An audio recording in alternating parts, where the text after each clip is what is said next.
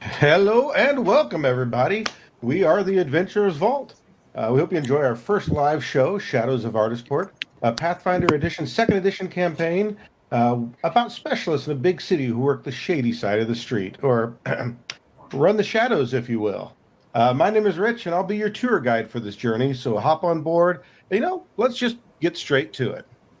Ardisport, a city of trade and intrigue. By far the largest city of the realm, whose fame is rivaled only by its infamy. A free city by name, holding sway over the city proper and large regions of nearby farmland. In reality, a small nation unto itself, with far-reaching influence. Run by powerful guilds and fueled by a mighty labor force, Ardisport has a well-earned reputation as the hardest-working city in the realm. But the splendor of Ardisport casts long shadows, filled with danger and opportunity. Many come seeking fortune, but few find it. Most live fast, die young, and leave a corpse for the necromancers. But if you're brave enough, clever enough, and more than a little lucky, maybe, just maybe, you can make a name for yourself in the shadows of Ardisport.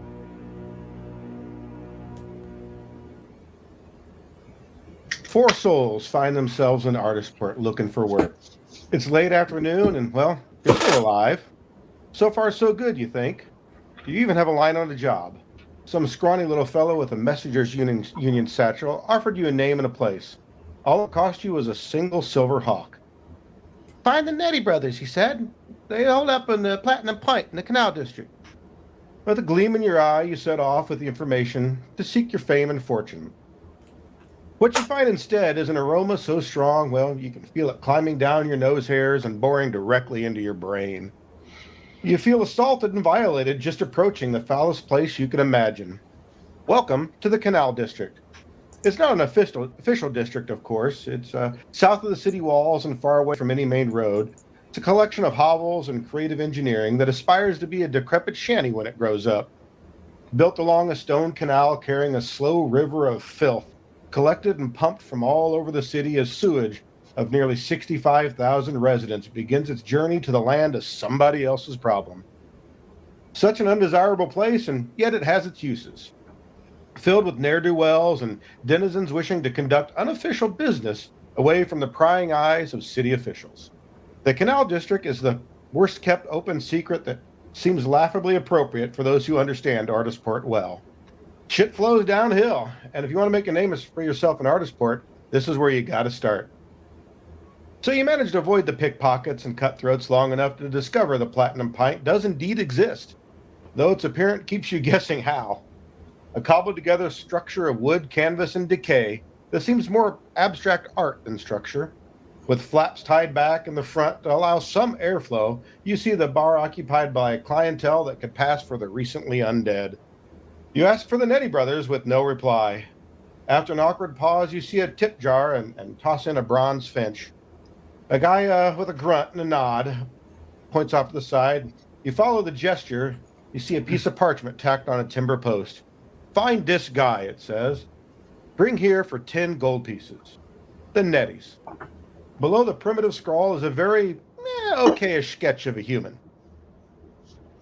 And that's where we begin. You guys find yourselves here at the Platinum Pint. Good old-fashioned go for work. So you have your sketch, and you are ready to go. Oh, what an amazing Net- smell you've discovered. I mean, it could always be worse. Really? Yeah. How would that be? I'm not sure yet, but I'm sure it can always be worse. I mean, the air could be on fire, I guess. But that's the only thing I can think of. Well, I mean, there is smoke coming down from the city. Yeah, it's delightful. But, All right. On to this. Where shall we begin? Well, good question. I mean, we could ask for. I could see if anybody inside this charming establishment knows anything about them. I mean, if this is where we were told to begin, maybe somebody inside knows something. So while you guys are standing out front contemplating what to do, everybody give me a perception check. 19. 23. 26. Oh, look at you go. Looks like a 21. One up me, will you? Hey, when I roll a 19 on the die, I'm loving it. So you guys are kind of just standing there contemplating what in the heck you're supposed to do with this little sketch. And while you do, Elenil, you're kind of looking around. And you look down the street and you see to yourself, hey, wait a minute. That guy walking this way, he kind of looks like the guy in the sketch. So that's unusual for us. A bit of luck. Guys, I think our target is coming toward us. Well, let's take a look. Huh. Mr. B is going to approach. All right, so as you kind of turn, as Elenil says, kind of points them out, you guys look that direction and you see they see you, you see them. There's that Pulp Fiction moment. And then we go into initiative. Uh-oh. Just like that. Oh, wow. We're A getting couple right head to it. nods, and then it's on. Yes. Now, Okay. we pre-roll initiatives here at the Adventurers Vault Live. So, Mr. B, I believe you are up first. So, what do you think you're going to do here? I'm going to get this work, man. I mean, Now, you do notice there seem to be two people with the individual that you're looking for that seem to be with him, and they're both carrying small amounts of weapons, daggers, and clubs. So Right. they seem to be maybe guarding him or a little more eagle-eyed of some sort. well, Mr. B is going to undo the button on his suit jacket just in case he doesn't want to rip it or anything. And he's going to begin walking in a wide stance, almost like a sumo wrestler. In this case, mountain stance. And he's going to approach these gentlemen. All right. So the guy you're looking for, the guy that kind of loosely matches the sketch, is the one you see on screen there, old Johnny One Leg. That's the guy you want. Scoot him over here a little bit. Oh, it's always Johnny One Leg. And that is going to be my turn this time. All righty. I believe Slake's up next.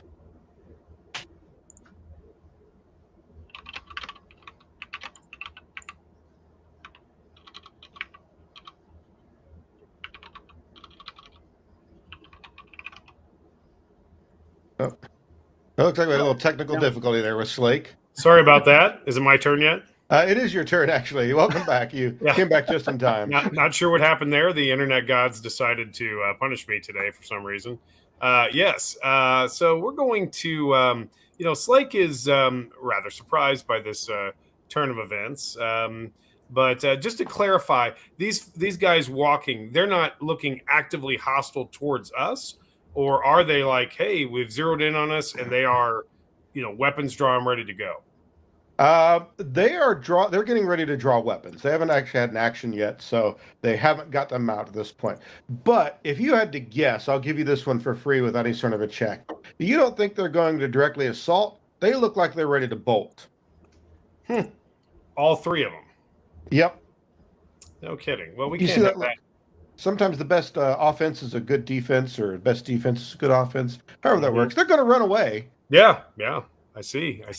All right. Well, looks like about a double move will get Slake up to there. Actually, let me see if I can. Let's see. There. I'm sorry. Actually, that's not true. Let me double check something here. Gosh, it's going to take me more than a double move. So, well, let's just make it harder for them. So I'm just going to do a double move and get right up on them. And there we go. That would be my action for the turn. All right, Synod, you're up next. Right. So, yeah. The way. Luckily, I'm pretty quick. I think I am do something kind of interesting here. I'm just going to move 3 times. Okay. So, Synod will kind of draw a cloak around his face just to kind of shield himself from the smell. He can't stand it any longer. And he will go ahead and just take off with surprising quickness.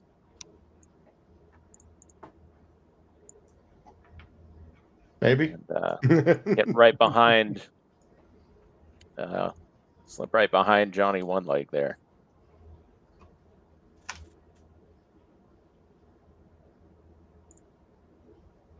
All right. Is that all 3 moves for all 3 actions for you? It's all 3 actions, and he kind of, as he passes by his brother, he's sort of mid-step. He just leans in and says, "Grab him." Understood, brother. I believe it's all you, Elena. What you got? All right. I will double move to here. And as my action, I will attempt to grab. All right. So where's my athletics check? There we go. That's only a 15, so I bet I miss. That is indeed a miss. And that is all 3. All right. Now, luckily for our crew here, when we pre-rolled initiative, I rolled a nat 1 because that's exactly how I love starting off my rolling. So these guys get to go last. However, so Johnny, you see that wild look in his eyes. It's not so much grim determination as practiced fear. You get the idea that this is not the first time that he's had to run away from somebody in the Canal District. So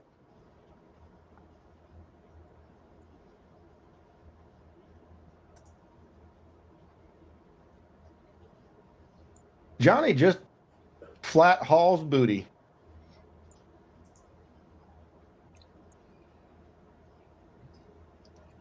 And then these guys step in to do something about it. So old Gord the Rogue here, he is going to take a nice little swipe. Since he's got, who's that, Synod or Elenil? He's got Elenil there in the flank sandwich, doesn't he? Yep. You know, we can probably come in on that just a little bit. We got nameplates on top of nameplates here, don't we? Yeah, that happens. Yeah, that's one of the things that we'll have to get a little bit of a look at here. So that old club comes flashing out here. And let's see. That's a whopping 20 there. Yep, that hits. So that is going to be, I should be rolling the damage with this at the same time. Oh, look, 1 on the damage there. So it's only 4 damage. All right. And then looks like Gord the Rogue is going to do the same thing. So they each moved, they each pulled out their clubs, and they each smacked Eleanor around. There we go. That's a little better. That's more like it. First nat 20 of the night. Of course. Oh, no. So 13 damage, bludgeoning damage to Eleanor. Is this lethal? It is. It seems to be. Okay. They seem very serious about it. Just making sure.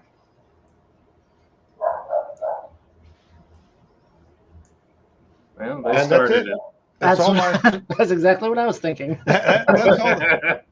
That is all of the thugs at the moment. So we go back to the top of the order. Mr. B, what you gonna do about it? Oh, Mr. B's a little upset that he's going to have to put on his running shoes. But he's going to do just that. Take 2 move actions. Chasing down Mr. One Leg there. Interestingly And- enough, you do note once again with your perception checks from earlier, he seems to have 2 legs. You're not certain where that name comes from. It's because he's bad at running away. I'm going to make a combat grab, which works as a strike. And if I hit him, I can also grab him with my other hand. All right. Let's see. I am just shy of getting my hands on Johnny. So he gets to live for at least another round. One other thing our viewers might notice are the armor classes are there in the nameplates, which does make a few of them a little hard to notice when they're all kind of on top of each other. But you can see the armor class there on the screen. It just makes life easier if we know what they are straight up. All right, if that's your 3 action, Mr. B, Slake, it's all you. Well, Slake is distraught by this running action as well, so he's going to call out, "Hey, friend, we don't mean any harm. What's the hurry, you know?" And he's going to pick him up, or excuse me, I'm going to pick up my token, move him to here. That's exactly a double move. When I get up to that point, I'm going to quick draw my rapier and make a non-lethal attack, so I'm able to draw and strike in the same action. I'm taking a -2 on this because... well, I don't want him killed just yet. Looks like that is a total of a 19. You got him, man. All righty. In that case, let's see here. Give me just a moment. He's not flat-footed, so sadly, this is not going to be the best possible damage, but it's not bad. Oops, sorry. Actually, I'm 1 die short. And... oh, give me a 6. Give me a 6. It's not a 6. It's a 5, though. That's not too bad. 14 points of non-lethal damage. Got it. He did not like that at all. That fear in his eyes grows as he's looking at that little bridge, eyeing it closely, hoping he can make it to the safety of somewhere else. That'll be my 3 actions. All right, Sanad. Right. This gentleman, was it the one in front of him directly or the one behind Elenil that slapped his brother so hard? It's the one in no, it was Gord the Rogue. It was the one on the left side that managed to connect there. Excellent. This asshole. So, as he, wallops Elenil, Sanad furrows his brow. He looks pissed off, and he taps his dagger against the hilt, and as the sound rings out, his name Doug Gord. What a dumb name. Gord turns around. I lock eyes with him, and I cast a focus cantrip, Evil Eye. Ooh. Doug his vision just focuses on Sanad as this hex takes effect. So go ahead and make a will save. A will save, huh? That is only going to be a 15. Ooh, no. So he is frightened, and he will be frightened by 1 as long as I am within line of sight, and it's sustained up to a minute. So. And that was Doug the Thug? Was Doug the Thug. Doug the Thug. He was pretty scared before, but now the terror also grows in his eyes. You see Doug's face as he hears, almost in a grave intoning some sort of eldritch speech. And his pupils dilate. That's 1 action. Now, Richard, with considering we as we see these guys with their weapons and everything, as we go into initiative, would I need to spend an action to draw a weapon? Yeah, I mean, nobody had any weapons out because you guys are kind of standing there staring at your sketch, wondering what you're going to do. They didn't have their weapons out either until you guys all saw each other, and then all hell broke loose. Which does seem fair. All right, well then, Sanad will draw a dagger, sort of like a bone-looking dagger. It almost looks like the tooth of some large beast, and he will draw that and swipe with the pommel, kind of do kind of a non-lethal attack. We don't want to kill the guy in the street, although he's pissed. He is pissed. So that's going to be. Let's see. With the -2, that would be a 27 against his flanked, intimidated ass. That is a 27. Okay. That's going to be a crit because we're playing Pathfinder 2nd Edition. And if you go 10 over the armor class, then that's going to be a crit, which this is. So he's not having a good day. He just wanted to hear you say it. No. 4 4s on 4. No, 3 4s on 44. That's 14 points of non-lethal damage. Backtrack, non-lethal. That was on Gord the Rogue, correct? That was on Gord the Rogue. He is having a bad day. So, up until this point, they also looked like they were just going to kind of get in your way. If you had to guess, that looked like the tactic here. They're going to slow you guys up, let Johnny get the heck out of here. And now you see the tactic change as you kind of stare into his eyes.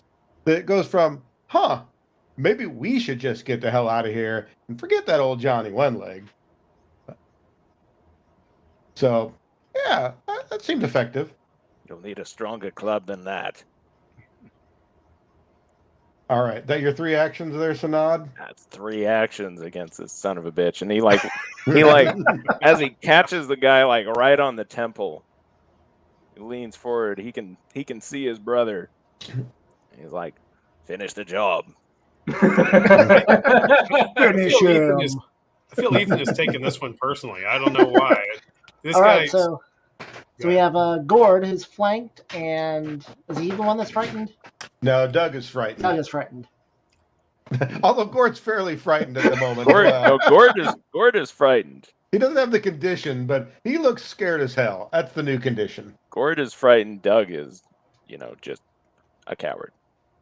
So you targeted Gord, not Doug. Yeah. The one in flank, yep. The one in flank. Okay. Just making sure. All right, so Gord, having just been hit in the head by Sanad, I am going to stand there for a second, and all of a sudden you see this fire being produced in his hand. And then as that flame grows, he then goes to punch Gord. Nice non-lethal fire there, or non-lethal for the fist. But not if he fire. dies, he dies. Shit, that's only a 15, but he's got negative, so is that exactly right? So his 18 standard, but he's in flank, so it's 16. Right. But I thought he's intimidated, so it's the frightened can. Oh, yeah. Okay. So 8 fire damage.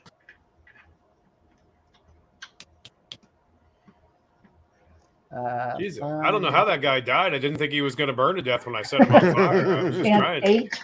8 bludgeoning damage from the fist. So it was 8 and 8. Yes. That's a lot. So Gord has that moment where you connect with that hit, and he didn't expect the fire. So when he sees the fire, he kind of freaks out and then doesn't do a good job of dodging the blow. And you see on his face the look of regret. This is the look of a man who isn't getting paid enough to deal with this shit. And that's what you see as he crumples to the ground. Nice. You chose poorly. Still breathing? Or Yeah, he's Yeah, alive. He'd be unconscious. yeah, I was Yep. gonna say he should be. All right, so with that, I will turn to Doug and say, perhaps you should surrender now, or you might end up like your friend here. And with that, I will cast my focus spell, Shielding Strike, which allows me to make a melee strike, and then I will cast the shield spell right after that. And that is one action. It sounds like some Magus bullshit to me, It, but I don't it know. is. I don't know what's happening there. It is Magus bullshit. And that is a 24 to hit. Nice. That's a lot. It's not a crit. 7 points of non-lethal bludgeoning damage. All and right. then I cast shield. Okay, pretty so cool. over on the other side, I'm telling you, them Maguses, they're broken. Well, the reason I cast that is because that lets me recharge my spell strike. Like I said, broken. Can't believe you allowed him in this campaign. I know. Who's running this thing? Good Lord, they should have stopped that from the beginning. How do I get out of this? All right, over here, poor old Johnny One-Leg. That's exactly what he's thinking. How do I get out of this chicken shit outfit? Mhm. So, Mr. B, if my memory serves, you walloped her. Actually, that was Slake that walloped him, didn't it? Mr. B, you missed. I missed, yeah. Yeah, you did, didn't you? So he's Yeah. free. It was just a gentle hit. It was just in the side of the face. It was right there. I mean, there was no penetration.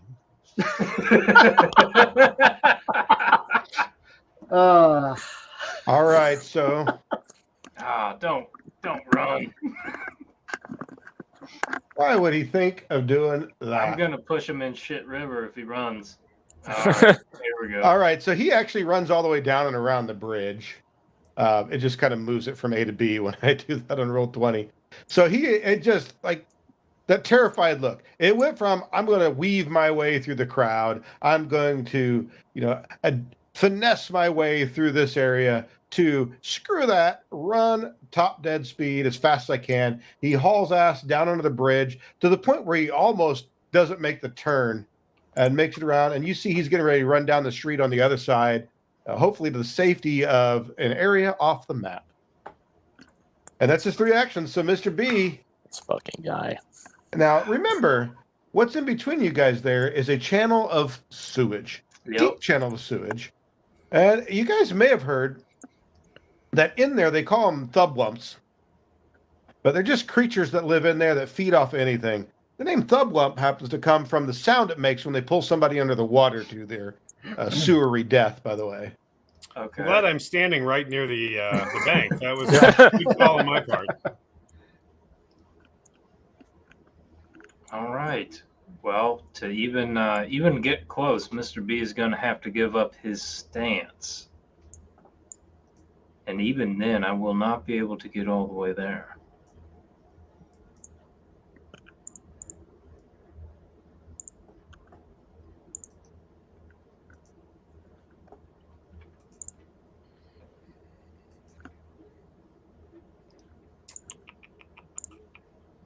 Well, I can get there, but I can't do anything. All right, 3 actions just to keep up with him. That's everything. So Brutal.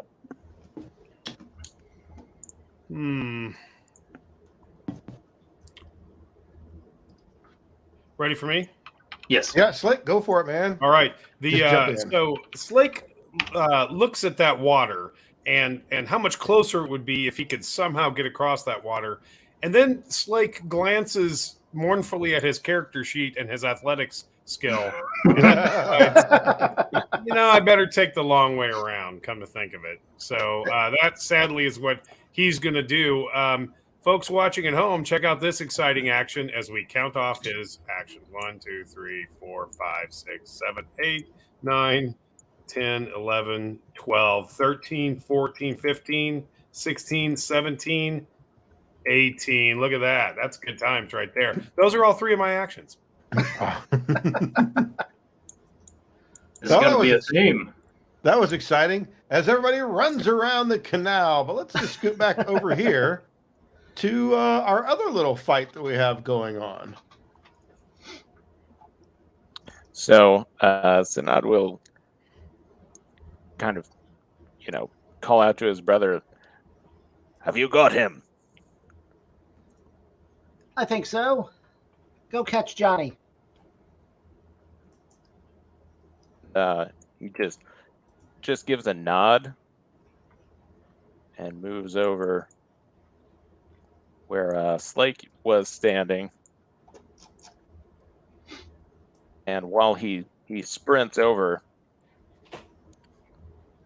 he's gonna deliver a somatic component and cast Veil of Dreams, Ooh. a focus spell. And the target is going to need to make a will save. I'm assuming that's targeted at Johnny. It's targeted at Johnny. All right. Johnny is While I going... had go. considered casting it on Mr. B, I decided better. And that I is... appreciate that. That's not going to be a whole lot. That's only a 13 on that die roll there. so that is a failure. So he's gonna be in a drowsy state, daydreams, and sluggishness. His eyelids are heavy. He's going to take a -1 status penalty to perception, attack rolls, will saves. He'll take a -2 against sleep effects. Ooh. And anytime he uses a concentrate action, he needs to make a DC 5 flat check. Otherwise, the action is disrupted. I mean, to be fair, he looked a little intoxicated to begin with. Well, and now he's getting now he's just looking sloppy drunk. That doesn't. Yeah. Well, he'll die as he lived, sloppily. He just kind of looks back at Elendil and is like, "Do it. Take him down." Understood, brother. All right, so Spell Strike is charged. So let's start with that. You'll see the flame on his hand increase again. And Doug knows exactly what's coming. He's all set to Grod, whatever his name was. I don't even know anymore. Doesn't matter. Gord, Something that's dumb. it. Don't put any respect on his name. I was hoping somebody would get that reference. I was about to say, I was surprised we had the illustrious Gord the Rogue joining us today. Somewhere, Gary Gygax is smiling from the heavens As we roll him in the shit river. Yeah.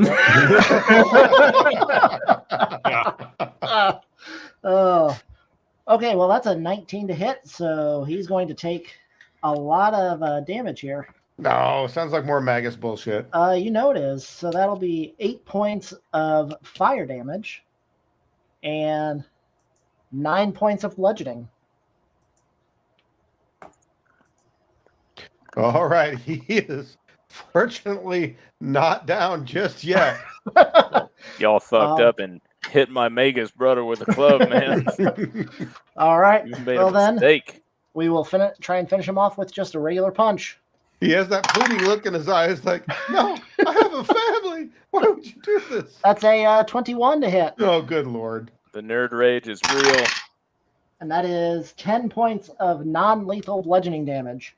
And that is more than enough. And, well, poor old Doug the Thug has had better days. So you watch him slump to the ground with that look of pleading in his eyes. No, not like this. Not like this. Just be glad you're not dead. And he's gone.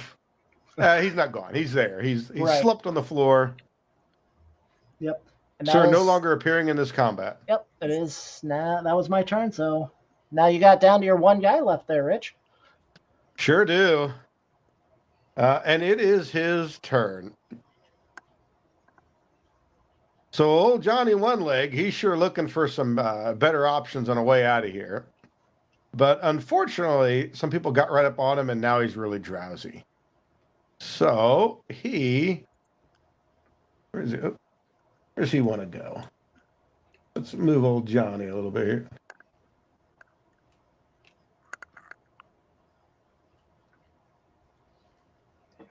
So he moves over to here. And then he whips out and throws a dagger at Slake. So let's see how that roll goes. That's not bad. That is a, let's see, that's a 20 on good old Slake over here. You are actually going to miss, sir. That's a 22 is what you're looking for. Oh. So a dagger goes whizzing by your head and Mr. B's head, by the way. Nice. I assume he didn't throw that, hilt first in a non-lethal fashion, right? It was hard to say it was a whizzing by, but he looked pretty serious about it. Mm-hmm. Those are his 2 actions, I'm assuming? Those are 3. Oh, it was that's move, 3, move, I guess. and strike, so he's good. So Mr. Boulder, I think. All right. Let's see here. I got just enough with 2 movements. I'm going to go ahead and set myself up. Hey! And I am going to attempt to grapple.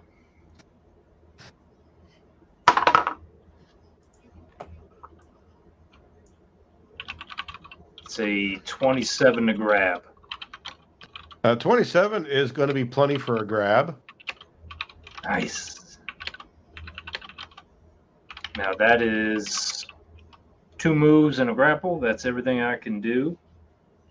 Slake is up. You know what? You see stars in Slake's eyes as he steps into this awesome flank here. Little happy visions and these little puppies and rainbows and stuff as he proceeds to whack Johnny One Leg a couple times on the side of the head with the side of his rapier. He is once again doing non-lethal damage. So he's going to take a penalty to this. Looks like, hey, look at that. That is, in fact, a 26. Nice. That is not enough for a crit, but it is definitely a solid whack. All righty. In that case, let's get a little non-lethal sneak attack damage in addition to his standard damage. Didn't roll too bad here. Looks like that's going to be a total of 16 points of damage. Assuming he's still up, we're going to go for another whack. This time on the other side of the head. Let's keep things parallel. All right, go for it. Turn the All other right. cheek, as they say. Actually, wait, I forgot to include the penalty, so that's actually +5. Sorry, math is hard. That would actually be then. Sorry, this shouldn't be that tough. My screen went blank as I was trying to do this. 23. 23 to hit? Yes. Oh, yeah. All right. So we'll do it again. And how we do? 10, 15, 14 points. Non-lethal. And is this a dagger or what do you This is my do? rapier, my fancy looking your rapier. So Johnny looked cornered there for a moment, but he looked like he was going to, strike his way out of this. He put his back against the wall. And he's like, "Come at me!" And Mr. B steps up and just reaches out and grabs him like a freaking doll. And then Slake comes running into the side with a rapier and just skewers him. I mean, just viciously skewers the heck out of Johnny. The first one, his eyes go wide. He looks at you like, "Oh, I done screwed up. Like, I have made terrible decisions today." As the second rapier stab goes in there, he no longer seems to be thinking anything as he crumples to the ground. And Johnny is unconscious. Nice. Sweet. Right. So we'll drop out of initiative. And what you guys going to do? I guess time to go in for a drink, right? Start tying him up. From this side of the river, though, it kind of looks like Slake just prison shanked the guy. No, I missed all the vital organs. I mean, maybe the spleen. He doesn't need that, does he? I'm not certain how these things work.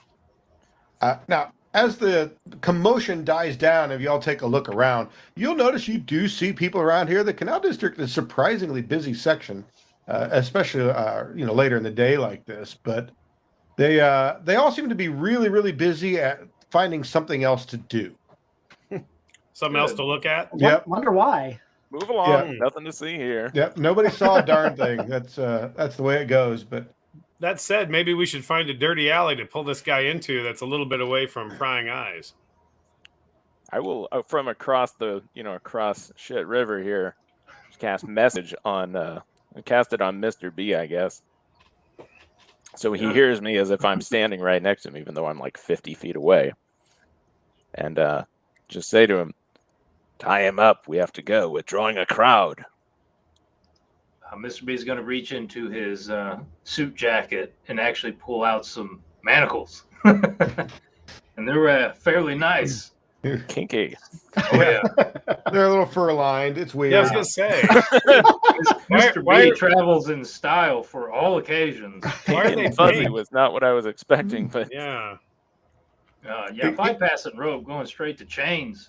Let's go. All right.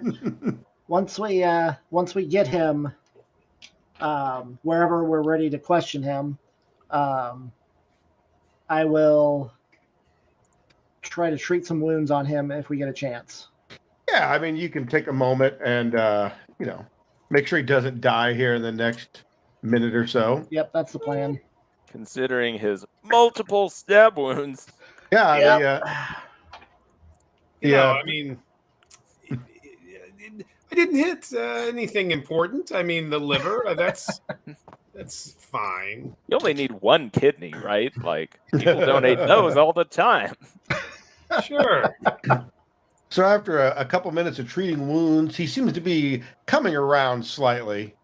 You think you could pretty much do whatever you want with him. Mr. B is definitely big enough to ragdoll him around. Okay. Yeah. Let's find a spot. Surely there's an alley around here. Well, I thought we were supposed to, or we're going to question him before we take him to the netties. I think so. Okay. All right, so you guys pull him into a little side alley, and sure enough, there'll just be one right up around the corner. He kind of comes to, and he's like, "You can stab me? Oh, it's just a flesh wound. I believe you stabbed me. Well, could have been burned like your friends back there. Aw, you got to get me back to the pint. You threw a dagger at my head. And he took that personally. I miss you hit. I didn't stab you. You stabbed me. Go back. Get me a pint. Come on. You didn't miss on purpose. You gonna shake me out here? You guys you ain't them types, are you? No, come on. Hold me back in a pint, will you? I need to get my coin. This man is blithering drunk. You need to It's a get your miracle he evaded coin. us as long as he did.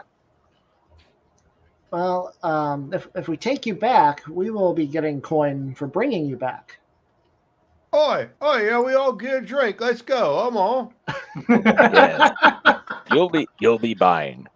What He's are we waiting worthless. for? He doesn't know anything. Johnny, Okay. listen. Oh, sorry. Somebody saying something? No, go ahead. Maybe if you loosen your tongue up a little bit, we can get you a drink. We want to know, why do the Nettie brothers want you? I don't want me. I want you. What was that, Johnny? They don't want me. I want you. Oh, okay, of course. I glanced at the others like, Just nod and smile, boys. Nod and smile. Oh, let's go back to the point. Oh, come on. I don't think that's the best idea. Maybe you've got friends there who wouldn't take too kindly to seeing us and you together. Maybe we ought to just go see the Nettie brothers. What do you think, gentlemen? That's where they at. Which one use the smart one? It ain't this guy. All right, let's go take him to the bar like he wants, and we'll see what happens. He's all stabby. Which ones use the brains? I honestly don't know. I'm kind of proud of that, but also that I hurts. have an intelligence of 18, and I think you're an idiot. All righty, you guys gonna haul him back to the pint? Yeah, will, we'll take him to the pint. All right, let's. If you guys move your tokens back up on over there, you can grab old Johnny and bring him inside. So right before we bring him inside, can I do something real quick? Oh, sure. What do you want to do? Because I think this guy's an idiot. He's drunk. Can I go ahead and cast a focus spell on him? I mean, he can't stop you.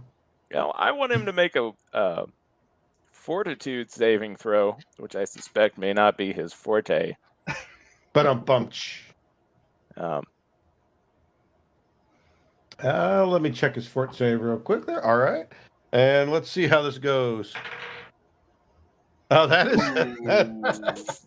He rolled a don't bother adding it up. That's what he rolled. Oh yes.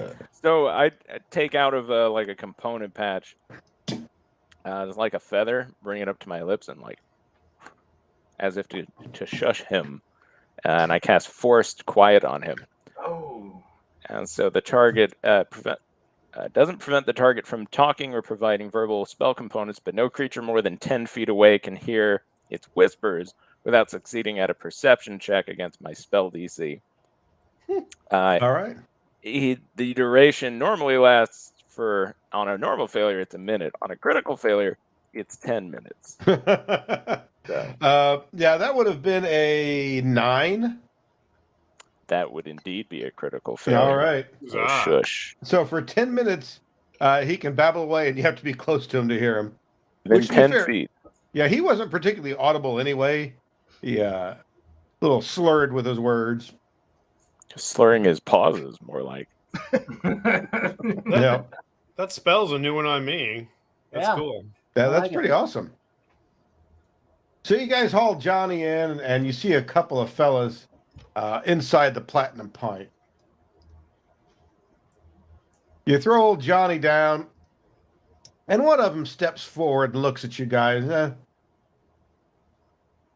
And where? Oh, I lost my place. I sure as heck did, didn't I? Hello. I see you caught a stinky fish. Why, that's Wolfton shiny. What'd I say? It's gold, isn't it? Yeah, that's what we put on there. Now go ahead and let my little fishy go, and we get up here and talk about something that pays more.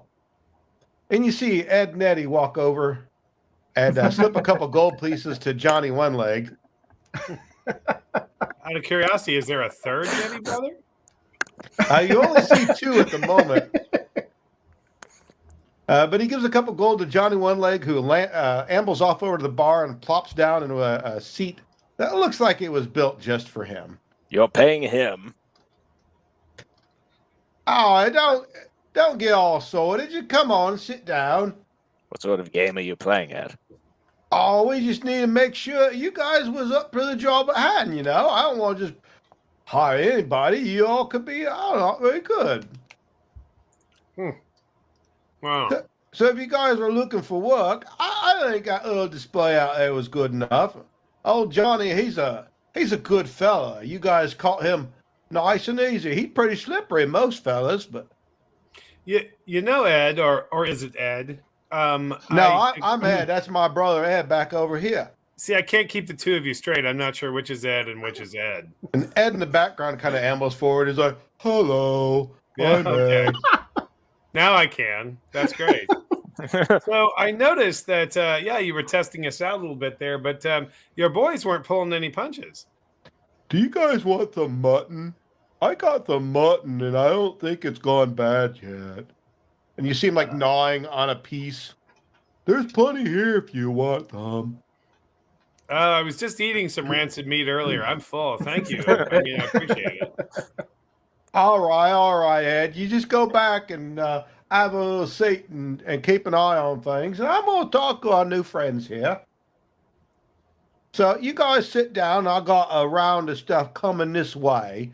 And we can talk about a job. Well, sure. Is there a particular spot we should go to? This one right in. He just motions to a table for you guys. I want to go into the back room where there's apparently a table sitting on an owlbear pelt. I mean, you can if you want. So he brings you back to a table, and the bartender who grunted at you earlier brings over drinks for everybody. As you take a sip of that drink, it's about what you expected. It's you can't quite place the vintage. It's somewhere between weak urine and maybe the overly salted last week's ale. You don't know. It's hard to tell what you got going on there, but They're pissing in the barrels. Can I send it back and put in a drink order? Well, you can. Are But they taking this requests? Is the drink. I just be sort of everybody. That's all they got. and they point over, and you literally just see one giant keg, and everything comes out of it. It's a canal district. They ain't got a good stuff out here.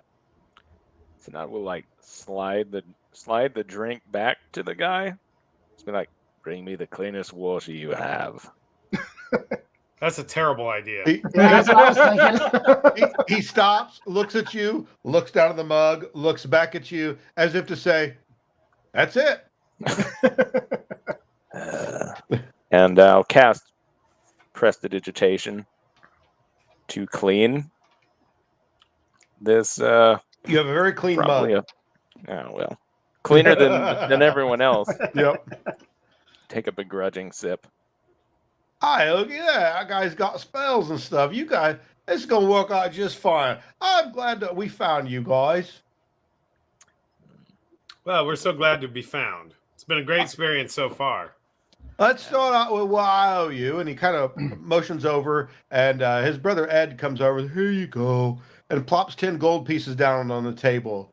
He said, "Oh, it's for you." Well, so Thank you, Ed. I'm now much more impressed. So if that's all good for you guys, you looking for work, I take it. Yeah. You bet. We are. Okay. Y'all got a name? Mr. For our B. group? I mean, I don't know. I told you our names. I'm Ed and Eddie. This is my brother Ed. It's Ed and Ed and Eddie. They call me Slake. Very nice to make your acquaintance. Again, Ed, right? Yeah, I'm Ed, and that's my brother Ed over there. Right. Like I said, Ed and Eddie. Mm-hmm. They call me maybe. Senate I was Roger. ready for this. I got you. Synod, I eh? thought I was. Nice to meet you, Synod. Wish I could say the same. This is my brother. A motion to. Hi. I'm Elenil. Oh, Pleasure look to here. meet you. Look here, Ed. They're brothers too. Oh, I knew I was going to like you guys. They're brothers just like Ed and I. We like Eds. Yeah, this Yes. is going to work out just fine. What about the big fellow over there? Who are you? My name's Mr. B. Oh, that's short and simple. Yeah. Simple. Short. Oh, simple. Yeah, I got it. Okay. Like my brother. So Okay. you do. Yeah. What about Mr. Stabby Pants over here? Who are you? Oh, I thought you heard me. My name is Slake. It's a pleasure. Oh, all right. Good. Now, you see how this goes here. It's like me and my brother Ed, like people who looking for stuff, they come and we find people like you do jobs for them. And y'all make a bunch of money, assuming you do it right. So you're saying that money can be exchanged for goods and services? Mostly services, but as it turns out, I got a little job where I need you to go pick something up for me. Oh. No. That Yeah, are sounds you? easy enough. Are you interested? Retrieving your lost items. Oh, no, it's not mine. And you sort of got to drop something off. It's for a client. Out of curiosity, is the client aware that we're going to be taking something from him that he currently possesses? Oh, we have a reputation to uphold. If we went around just like stealing willy-nilly from our clients, ain't nobody going to come out here and give us jobs like this, because we got to make a living too. No. Well, that's good to know. You think them drinks is free? The question is, should they be? Oh, that's just not right. You ought to pay me. That's a better idea. I've made your mug even cleaner than when you washed it. I mean, if you're looking for a job behind the bar, I guess we can do that. But I kind of think you got more talent than that. So that's why I'm offering you guys a real job. I agree. You know, we can hear him out at least. I do have a question. One would wonder, what the nature of this transaction is, given the fact that, I mean, you could simply hire a courier service, couldn't you? Or No. That's not how it works out here. You got to understand that the kind of things that we hire people for ain't exactly above a board. They're a little on the shady side of the street, and that's why they come to Ed and Eddie. Mm-hmm. Yeah, that's it's an important detail. Just making sure we understand the parameters of the situation. If you will. I mean, y'all came out here, so you know what you're getting yourselves into. Mhm. If you got any qualms about maybe the legality and the morality, I don't know, then maybe you's in the wrong place. Well, I'm not suggesting that we don't have a problem with that sort of deal. Personally, I'm not in a financial position that I can take the moral high ground, so to speak. But that said, it's important to know. It's like, oh yeah, by the way, there are 18 groups that all want the same thing, and they're going to try to murder you to take it. If those are the sort of details that are important for us to know, it'd be great if we heard about them up front. Listen, I'll tell you everything I know about the job. Now, what my client knows and I don't, I can't say. There's a little risk in everything, but I'll tell you all I know. It's really a simple job. I just need to know whether you're in or you're out. I'm in. Well, I believe we need the money, brother. So I believe Well, we're in. That's good news then, because I'm ready. Because it's a bit of a rush job, really. We need it done in the next few days. I don't know why, but the client seemed a little bit of a hurry. So, hey Ed, come over here. Okay. Is it time to bring the book now? Yeah, that's right. And then Ed comes over and drops off, and he has it's a book, but it's kind of wrapped up in cloth, so it's a little less noticeable. He puts it down there and unwraps it. You see, it's a ledger of some sorts.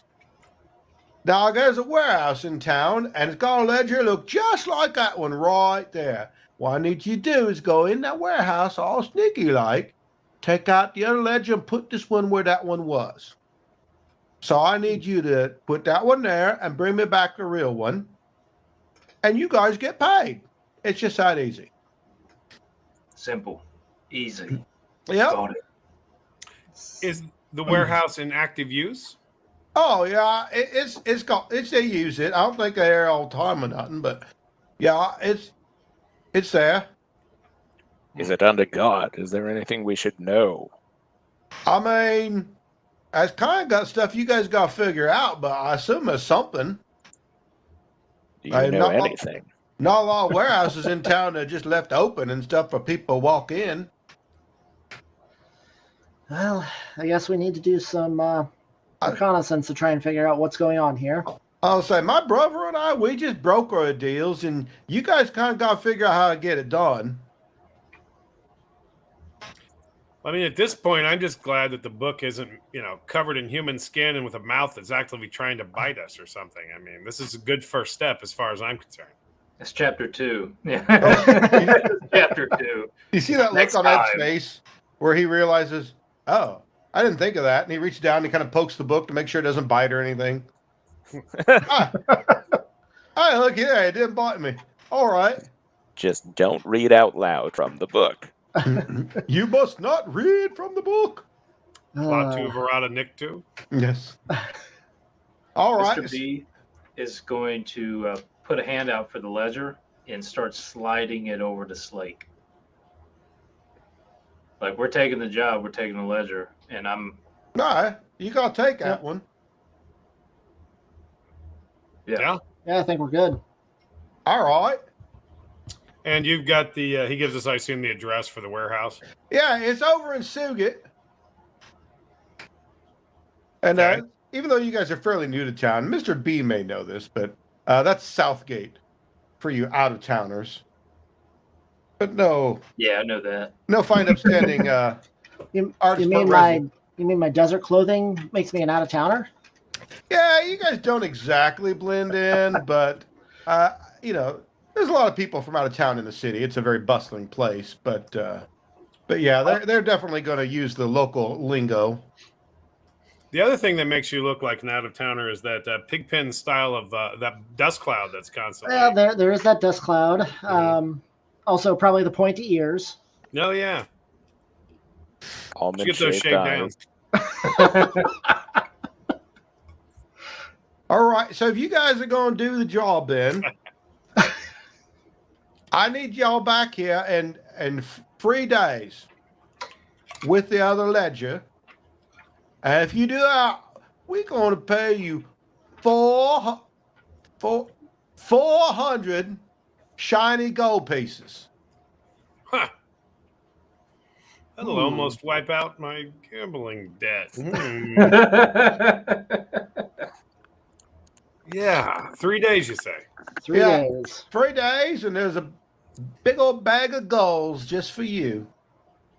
All right. Right, 'cause, I like your style, Ed. Or is it Ed? I can't recall. No, I'm Ed. That's Ed over there. I'm sorry. I keep getting you guys mixed up. Oh, I know. It's 'cause we're both so handsome, isn't that right? Yeah, that was the reason. Yes. Mm-hmm. All right.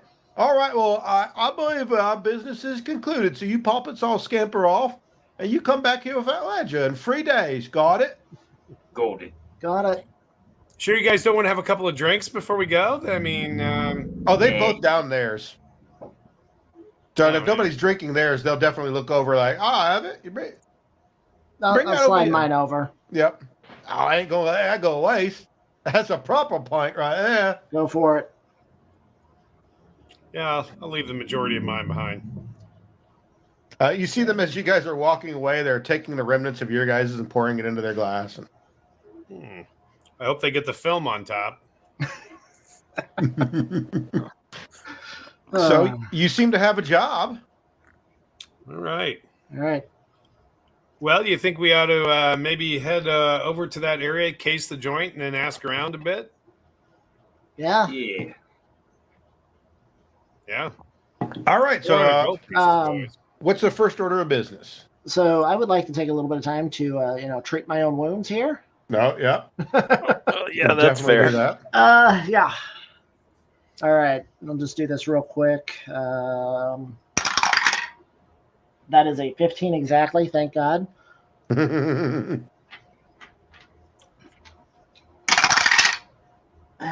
6 That's points of healing, but that's 6 points of healing for now. That's a lot of. Are you going to show us your fancy little dice tower you made? I will have to actually go grab that one. I'll grab that at the. Oh yeah. break. Okay. Yeah. Yeah. This is the one I have right now. Oh, just that one. Yeah. Okay. Yeah, just this one.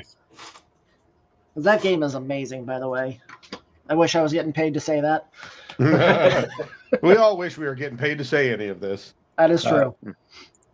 So you're all healed up. I think. Were you the only one that took damage? I think you were, weren't you? I think so. I'm still down 11 points, but we'll deal with that at another time. Well, maybe I can help you out. Oh yeah.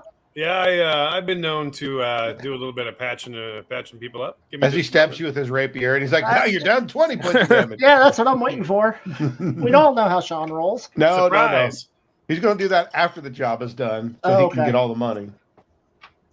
You know, I should have been. At least this isn't Father legitimately- Becker. Should have been aiming for that 20 DC, but I did not. I was only aiming for the 15. But we got it. So let me roll you some healing. in just a Awesome. moment. I got some healing. Yeah, That all I said, can do, oh, sorry. that's okay. All I can get is to a 15 right now. Oh, well, I rolled pretty low. 5. Sorry. Like 5. real low. That's still 5 hit points. Yeah. Well, enjoy them. I will take them and like it. All right, Sure. off you go on your first adventure into the city of Ardisport. Getting back in the gate is easy enough, although the guards can tell you've been at the Canal District because you bring a little of it with you. Yeah. So maybe a bathhouse on the way to literally get a bath. Well, I mean, Sanad could prestidigitation us. And we're clean. And just like that, although you still have that like phantom odor going on, where even though it's technically gone, your brain just still whiffs it every now and then, and you shudder from the stench of it. Yeah, that place was pretty pungent. Mm-hmm. So you don't want to pull from this growler? I got some from the bar before we went. No? No, thank you. So off you go. With first order of business is to do what now? You're just going to case the joint? I Yeah, think we're that's just what we going to try do. and find it. All right. That should be easy enough. Let's do. I lost my screen share. I was going to share the map here, but we'll do that when we come back after break here in a little bit. So you guys head to Southgate. Now, it is actually in the southeast side of the city. So you kind of got to go the way around, which means you have to go around the hill and you have to go near Eastgate. Now, Eastgate is where all the craftspeople are. There's a lot of work done, a lot of smiths, smelteries, you name it, it's up there. And Ardisport doesn't have a lot of large shops. In fact, it's mostly small family-owned shops, but they are definitely all part of a guild. There's nobody here that doesn't have some sort of guild emblem displayed proudly on their sign. Now, Eastgate is where the best craftsmen are. If you're good and you make some amazing wares, that's where you're going to work out of, and that's where you want to work out of, you aspire out of. However, for the people who aren't quite up to muster, well, they're going to be in Southgate. These are the craftspeople. I'm not saying that it's all trash, but they just don't quite have the skill or determination to make it in Eastgate. So you're still going to see a lot of extra smithies, a lot of craftspeople of different shapes and sizes and different occupations in Southgate, but they're not as nice of a shop. But hey, prices are cheaper. The other thing you find a lot of in Southgate are warehouses. Now, once again, Ardisport is known for everything is divided up into small chunks. So there's not a lot of great big warehouses. It's a lot of smaller warehouses. It's harder to do anything when everything's spread out. You can't find anything when you don't know where it is. So instead of just, a guild having one large warehouse and everything being in there, it's spread out everywhere. And many of them aren't necessarily for the whole guild. Individual shop owners are going to have warehouses. Some of them are going to be guild shops and guild warehouses. You just don't really know. But there are a lot of warehouses in Southgate. So if you head over to the one you're looking for, it's literally a fairly small warehouse in a row of small warehouses. From the outside, it doesn't look to be anything special. It looks just about like all the other warehouses around it, but it is easy enough to find. Now, when you get there, it's closed up. So why don't we go ahead and do a quick round of perception checks.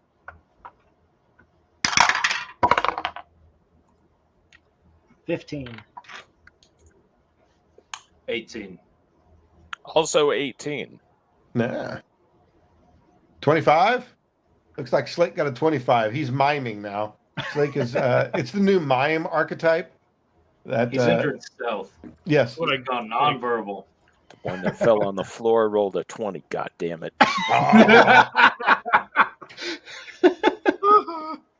So, Slake, you notice a couple things. Your trained roguish eye. So there is a large double doors on the front facing the main street. Now the doors are closed, and it looks like they are barred from the inside. So to get into the warehouse, the easier way is down. There's a little alleyway between two warehouses. You see a side door. It is also closed, and it looks to be locked from where you are. You can see the lock on it. You don't notice anything in the warehouse, so to speak, anything going on there. There aren't hardly any windows. There's a couple of them, but none of them are easy to look in. Now, also, you guys notice as you look around the area, there are some guards. Now, there aren't guards for any individual warehouse necessarily, but you see that there's some guards wandering around. They're all wearing guild symbols of one form or another. So essentially how it works is that since there are a lot of warehouses here, each guild will pay a couple of people to kind of wander up and down the street to keep an eye on things. They rattle the doors and windows and make sure everybody's here. As a matter of fact, a couple of them spot you guys and they kind of eyeball you. They don't accost you in any way, but, they kind of notice you don't necessarily look like you belong and give you a really good look over. But there's a number of these, usually pairs, wandering around for different guilds, and you see them kind of just going up and down the street at random times. They're not prolific. They're not everywhere. But if you guys kind of take a few moments to look around, you'll see that, there's several sets of them that are wandering up and down these streets and side streets, kind of keeping an eye on warehouses. And since it's still not nighttime yet, it's getting close, there is a little activity in some of the warehouses where you see goods being stored, stashed in and out, a couple of carts moving about. And that's what you got. So a couple of questions. One, are we aware, is this some mutually beneficial agreement that has been made between various guilds in the city. It's like, hey, we're all using these warehouses. We want to be able to use them without interference. So we're just going to kind of mutually patrol. So it's actually, go ahead and give me a society check. Society check. Okay, just a second. Anybody can make that if they want. All right. Oh yeah. Poor roll, only a 10 here. Unless anybody happened to have, say, like Knowledge City Ardisport. You could roll that instead. Lord Desert. Okay. I got an 11. An 11. Okay. Yeah. Anybody beat an 11? 17. 17. So, Mr. B, you think it's something kind of like that? That, well, although, say for any specific guild, you only see a pair. But you think that there's enough mutual, kind of unwritten rule here that if something is afoot, even other guilds would kind of step in. It's not necessarily whether or not the guilds have an agreement, but, these guards are kind of hung out here, got their necks stuck out. They look out for each other. Remember, that's the whole point of the guilds in the first place around here is you always have somebody watching your back. Right. They have a gentleman's agreement. It's not probably official policy, but they'll give each other a friendly heads up. Yeah. Second question, based upon what you mentioned earlier, does it appear as though we have been made? I mean, you don't know that they. I'm going to assume you guys were being a little subtle here. So you guys weren't going around and looking in the windows, peering in, knocking on the door. You guys are just walking by and kind of casing the place. Maybe you slow down just a little bit and crane your neck just a little bit. So you don't think it's obvious that you are casing that specific warehouse. So can I ask, these windows, are they like glassed up windows? Are they like shutters that might be ajar a little bit? So from where you guys passed by, there is on each side. So the warehouse is a little bit longer. So when you're on the narrow end when you're looking from the street, and it goes back further than it is wide at that point. I guess that's the better way to describe that. So the double doors take up a good section of the front of the warehouse. Now there's no windows on the front, but each side has a window, and the door is right next to one of the windows on that side. The other side does not have a door, but it does have a window. They're a little bit taller. So if you walked up to the window, you wouldn't be able to see right in. You kind of have to get up a little bit. You think it's more to let light in than it is for anything else. Now you don't know. You haven't seen the backside yet. But are they open or are they glass? They're glassed. Yes. Yeah. 2 stories generally for these establishments or higher? It's tall enough to be 2 stories, but you don't know that it is. Okay. I mean, so you guys go by one of them at one point, and you look in, and that one is just open. They just stack things tall. Another one that you happen to walk by looks like maybe it has a little room in the back. Oh, okay. One of them has a little bit of a loft. You kind of look at things, but okay. Yeah, I wasn't trying to determine necessarily if there was a second level as much as just the general height of it. Yeah, I mean, you're looking at the walls on the outside are maybe 15 feet, but then they peak up quite a bit higher. Yeah. So there's definitely room for another floor in there. But the ones you see so far don't usually have much. Some of them have some loft area. Like, so one of them looks like a little office or something in it. Because, like I said, some of them are open and being used if you just kind of walk down the whole street. Yeah.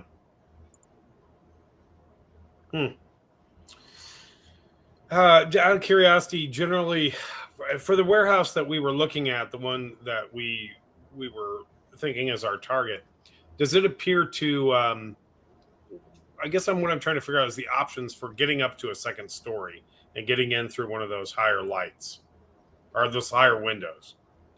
I mean, in terms of climbing and maneuvering and so forth. I mean, you don't see anything. I mean, there's nothing that's going to make it particularly easy for you.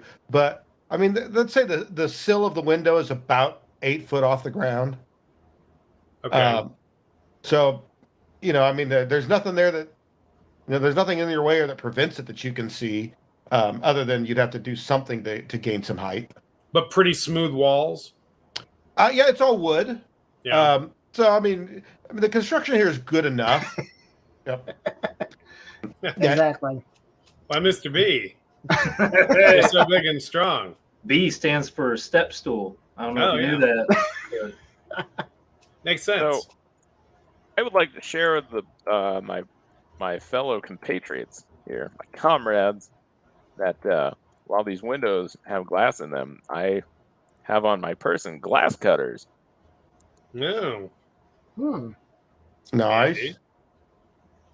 So, Richard, you said we saw a little alleyway going in the back, but I'm assuming unless we start making some active, stealth checks, that sort of thing, we haven't had the opportunity to sneak around the entire warehouse yet. Right? As of this point, you haven't, but tell me what it is you're wanting to do. How's everybody else's stealth? Mine's pretty good. Well, it's great, but Man, I've got a +8, but you know how I roll. yeah. Also How plus did 8. you? So I got a +10. Most of my characters, if I try to roll stealth, it's dwarven stealth, Yeah. and they're not dwarves. I roll great when my die lands on the floor. Start just tossing them all on the floor. I'll be huddled down like a kid playing jacks on the pavement, just rolling my dice. It's not like dice haven't been tossed in anger before on various podcasts and so forth. So, well, I'm willing to try a little bit of sneaking around to try to get into some of those areas we haven't seen in the back. I'm at +10. That said, you guys aren't far behind at +8. So, I mean, A, do we think it's a good idea? B, who wants to come along if we do? Come along. I think I'll be more kind of a lookout, trying to be nonchalant. What do your elven eyes see? Yes, my elven eyes. They're so pretty. Just beautiful. All right. I shouldn't, but I'm gonna go. Are you going to go? Okay. Okay. So Eleanor's going to be a lookout while three of you. What is the plan? Are you just going to kind of just try to make a lap around the building?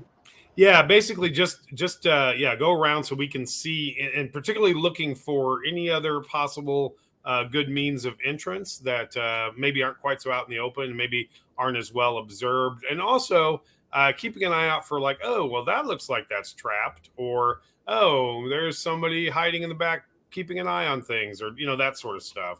Okay. Well, shoot, you know what? And gosh dang it, and I should have looked this up, but isn't there a way for skill checks in second edition where one person can be the lead? Follow the leader. Yeah, isn't that Follow what the it is? leader.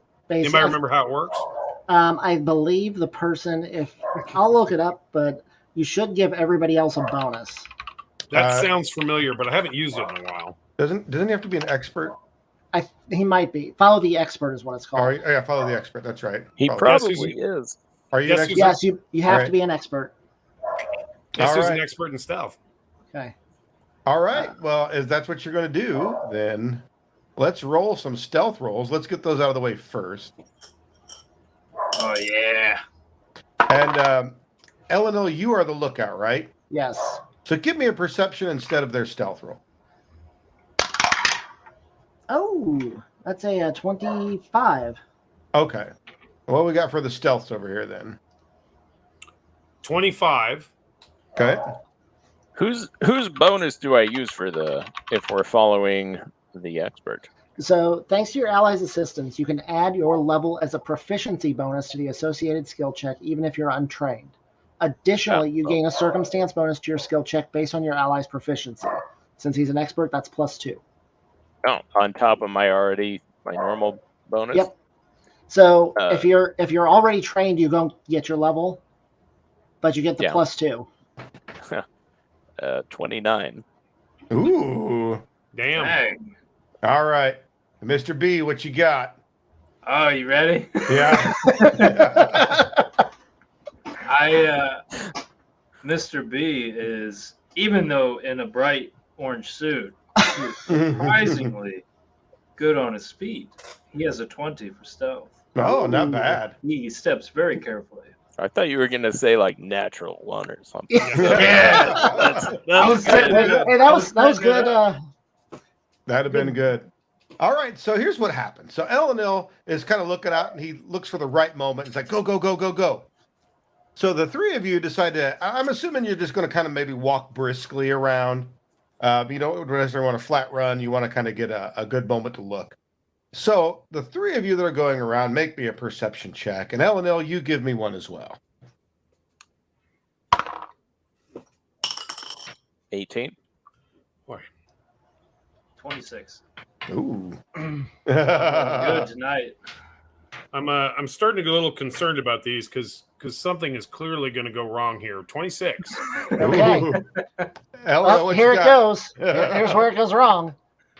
That is a natural 1. Ooh. No. Boy. That gives me a total of an 8. All right, well, let's do the perception checks of the three that went around first. Now we got some really good rolls there. So you guys pretty much feel like you've caught everything. So you go down the side that has the door first. You look up, the window looks just like a window. You don't see anything traps on it. It looks like it's good sturdy glass, but nothing out of the ordinary. It's not going to break real easy, but it's just glass. Once again, you think the window sill is about 8 foot tall, and it's a good sized window. It's probably 3 foot by 4 foot. And that's actually 3 foot tall, 4 foot wide. So it's a little wider than it is tall. And then kind of right next to it, just on the side below it, is where there's a door. It's an okay-ish door. It's made of wood. It's solid. It looks sturdy enough to not be easy to pull open. You don't see any traps. It is locked. The lock looks pretty okay-ish. Not amazing, but not, rusty or falling apart or anything. Seems very well maintained. Now, as you go back behind the building, there's really nothing back there, but you do notice there is a window in the back, but it's higher up. It's a smaller window, maybe normal, 2x3, normal kind of portrait layout, but it is further up in the peak, giving you the implication that there's probably something up there. So maybe there is a loft or a room up there. But once again, it's the same thing. It looks just like a window. Quality glass, quality craftsmanship, but you don't notice any traps or anything, maybe magical protection, so to speak. You make your way back around the other side of the building, coming back towards the front, and there's no door on this side, but there is a matching window from the other side. Look, they're directly across from each other. Same construction, pretty much everything is the same about it. Then you head back towards the street. You're just casually walking out. And as you guys come out on the other side, your lookout, Elenil, who's looking around to see everybody, he's looking down at the side.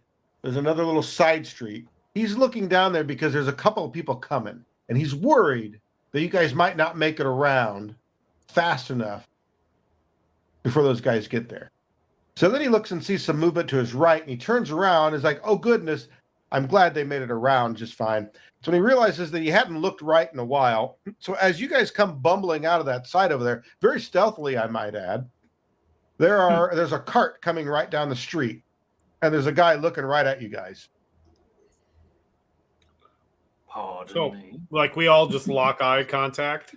A little bit, yeah. Like it's just a guy in a cart, and the cart's empty. He sees you guys, you see him, and he's just... I got an idea. It's going to hurt me, but I got an idea. No, God. Here's. Let me try this. So is he reasonably close to us? Close enough. Yeah. Are you going to feign an injury to try and get insurance policy? No, but I like the way you think. Richard, I'm gonna take a few strides towards him, and here's where the hard part comes in. I'm gonna reach into my coin pouch, and I'm gonna grab a gold piece. No. A gold, man. And I'm gonna flip it to him, and then I'm gonna go like, look, nothing to see here. So he has that moment because he never actually stops the cart, and he flips. He looks at the gold. He bites it. Don't I look trustworthy? He drops it into out from the shadows. You look very trustworthy. He drops it into the belt pouch and then kind of urges the ox along a little faster and looks the other way just Yeah. as he goes on by. I'm kind of staggering around the street at this point. It hurts us. Are you ill? It hurts me so bad. Should I That go? was Good. one of my favorites. The first prestidigitation didn't take. He still smells the stench. It was so shiny and new, and now it's gone. But the only thing I'm thinking that's good about this is when we all divide up and each of you gets your 80 gold pieces out of the 400, then I guess we'll make it all back. That's all good. That's rogue math there. That is rogue math. I don't know All what you're talking about. So what's next for you guys? You got any other things you want to do? I actually have one more question about our reconnoiter, and that is was there any point as we were going around where we saw a good place to be where we were, unless somebody was like walking right past or something, that a pretty good unobserved location would it be the back ultimately that had the higher window, that area? Probably the most, because somebody wouldn't see you, necessarily from the street. Yeah. But one of the things that you did notice that seems odd until now you stop and think about it, but there was nothing in those alleyways. Like there's no trash cans, there's no debris, there's no crates. I mean, it's not, I wouldn't say manicured, but, mostly you're going to find stuff laying around in places. And you think that maybe this place is kept cleaner on purpose. Yeah, so you can't pile up a bunch of boxes and slip in through a window, that sort of thing. Yeah, there's nothing up and down and around in those alleyways and in the back. Okay. So yeah. Doors. Okay. Just the front entrance. Was that all? There's the front double doors, which are barred on the inside, and then there's the one single door on one side. Okay. All right. They're barred on the inside. Who opens them up? Presumably whoever has the key to the side door. Yeah. And all Yeah, I of guess these that'd be windows are like above head height, kind of like it's hard for us to. Yeah, the two on the sides are about 8 feet, but the one in the back is probably 15 feet up to this is to the sill, not to the top of the window, to the base of the window. So it's taller. It's further up in the peak. So I would like to maybe do something here, see if I can't get some visuals through that high window.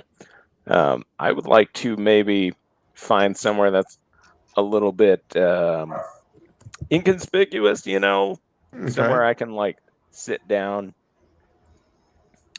And Sanad sort of like puts his feet down flat and sits down on his knees, straightens his back and looks up and whistles. And a raven, or crow rather, flies down that you've seen has been following this entire time. And swoops down and he holds his arm out. As it lands, he looks at the bird and says, Ruach, I need your eyes. He's the Beastmaster. That's right. He sort of closes his eyes and then opens them, and they're white. No pupil, no iris, just white. And I will be able to see through, share senses with my familiar. All right. Have your familiar take a perception check. Okay. And then when Eleanor sees Sanad doing this, he starts moving over close to him. 15. Now, something that I'll mention ahead of time for our viewers out there. So I have a bit of a personal rule when it comes to familiars, because we actually have 2 familiars in the party. Now, this is the question I ask up front to everybody. We can ignore the familiar. He's there, but he can never do anything useful to you other than just say he's there. That's option A. We had somebody take that option, which means I'll never target the familiar, but you're never going to gain any benefit other than just what you have by having it. Or you can make active use of your familiar, which means you can do things like have him fly around and look in windows. But when combat rolls around, well, guess what?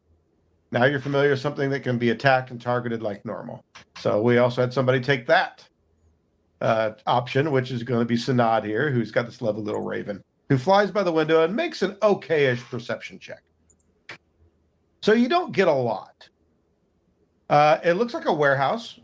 It looks like the back of the warehouse has a different structure. Like you think there's a loft or maybe an extra room back there. So the majority of the warehouse is just open. So if those side windows, when you look in, it's just open warehouse. Although it's not empty, as in there are no wares in it.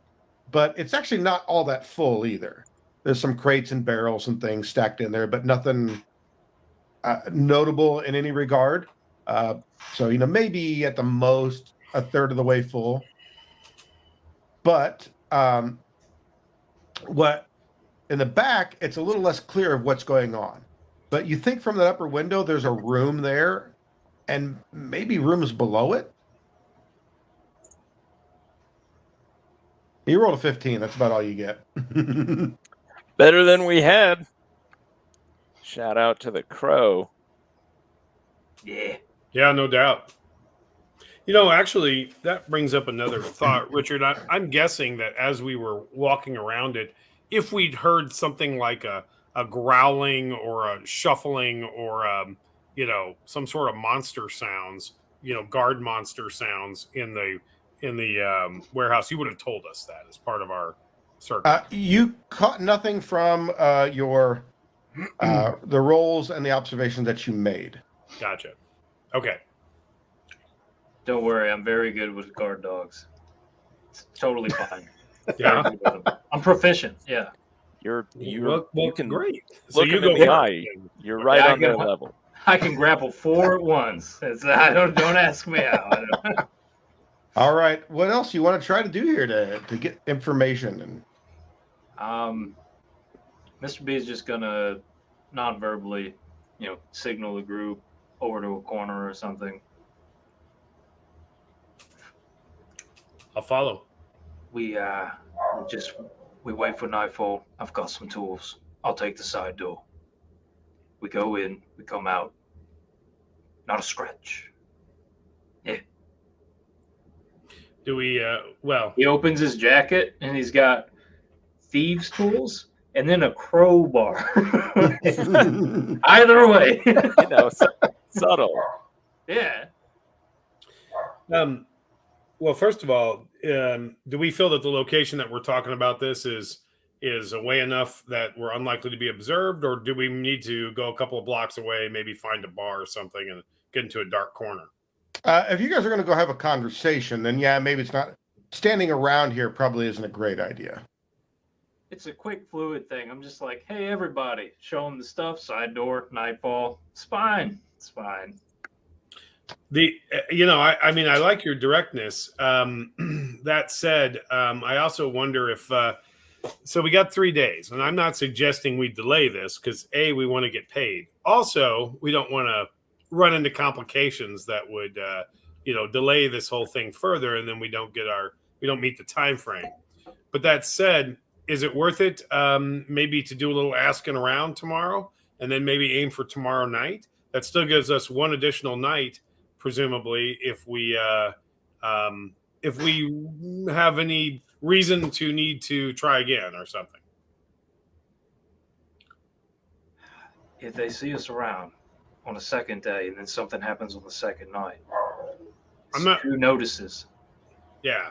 Well, I'm not necessarily suggesting we ask for about like right here in front of the street. I'm just saying in this general area. But that said, the other thing we need to consider is whether there's a reason we might want to go in up top, because there was that window up there, maybe leading into an office type area where one would keep a ledger. But just a thought. You guys want to go talk about it at that bar that we saw on the way in? Yeah, let's go back to that bar. All right, so you guys are going to head to a local drinking establishment and have a conversation about the best way to make your way into this warehouse. And while you guys are headed there, we're going to take a short little break. So everybody stay with us. We'll be back in just 10 short minutes. And as we figure out what these guys are going to do about this little warehouse problem that they have, we'll be right back, folks.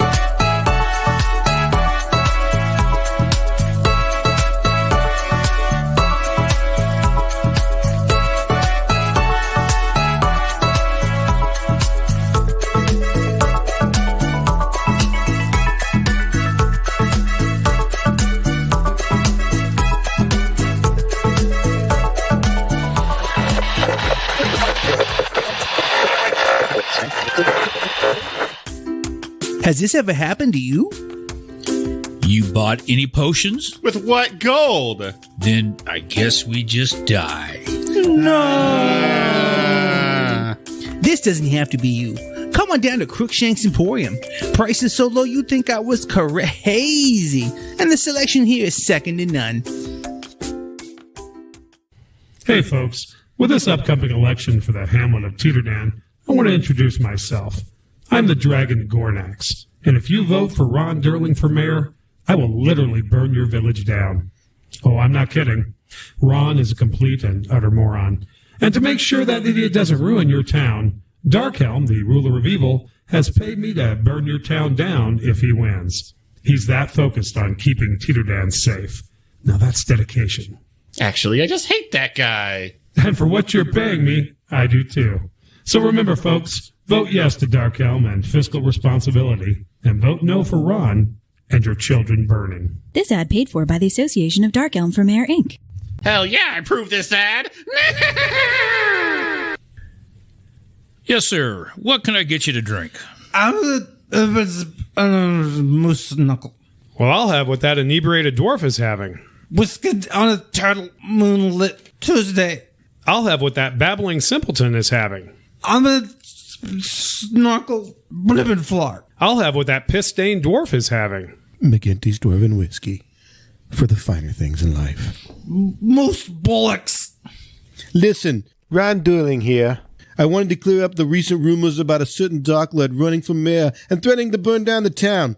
These are scare tactics and rumors. It's fake news. There's no dragon. No one is going to burn down the town. Everyone needs to remain calm and focus on the coming election.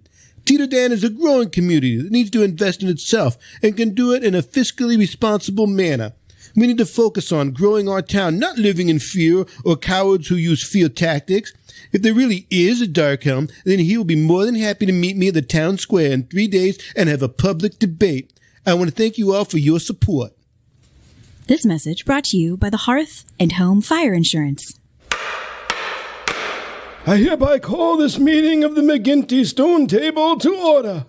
My fellow dwarves, what if your fellow lad or lass sticks their finger in your bottle of McGinty's when bringing it to your table from the bar? What's the big deal? I don't want your stinky finger in my McGinty's. How are you supposed to get all those McGinty's back to the table then? Make 2 trips if you have to, but if you poke it, you own it. Aye, I propose you poke it, you own it, McGinty's law. Oh, second to you poke it, you own it, McGinty's law.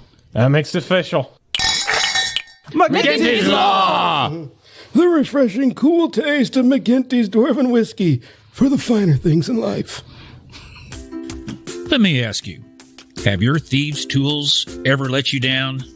When time is critical and success your only option, don't trust your life with questionable tools. Instead, plan your success with a brand you can trust. Accept nothing less than Masterwork. From the strongest steel alloys, Masterwork tools are twice as strong, but only half the weight. With every tool smithed to exact specifications, you can work with the confidence of a cool-headed seasoned professional. Because you know that Masterwork never fails. So visit Crookshanks and pick up the last set of tools you'll ever need. Masterwork Tools, the strength to do it all. Deep below the tallest mountains, inside the caves of McGinty's, thousands of barrels lay silent, but that does not mean they lay idle. In fact, inside each and every McGinty's barrel, the whiskey is aging, building a fuller, smoother flavor that only comes from being aged for 4 long years. Luxury comes from the inside. McGinty's Dwarven Whiskey, for the finer things.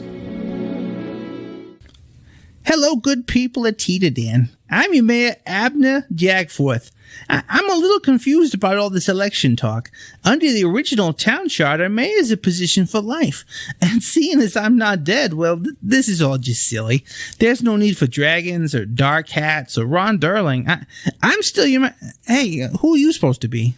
Nah!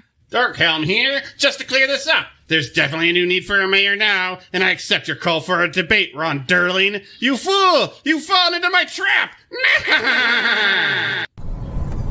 Crikey. Welcome to another edition of Gob Hunter.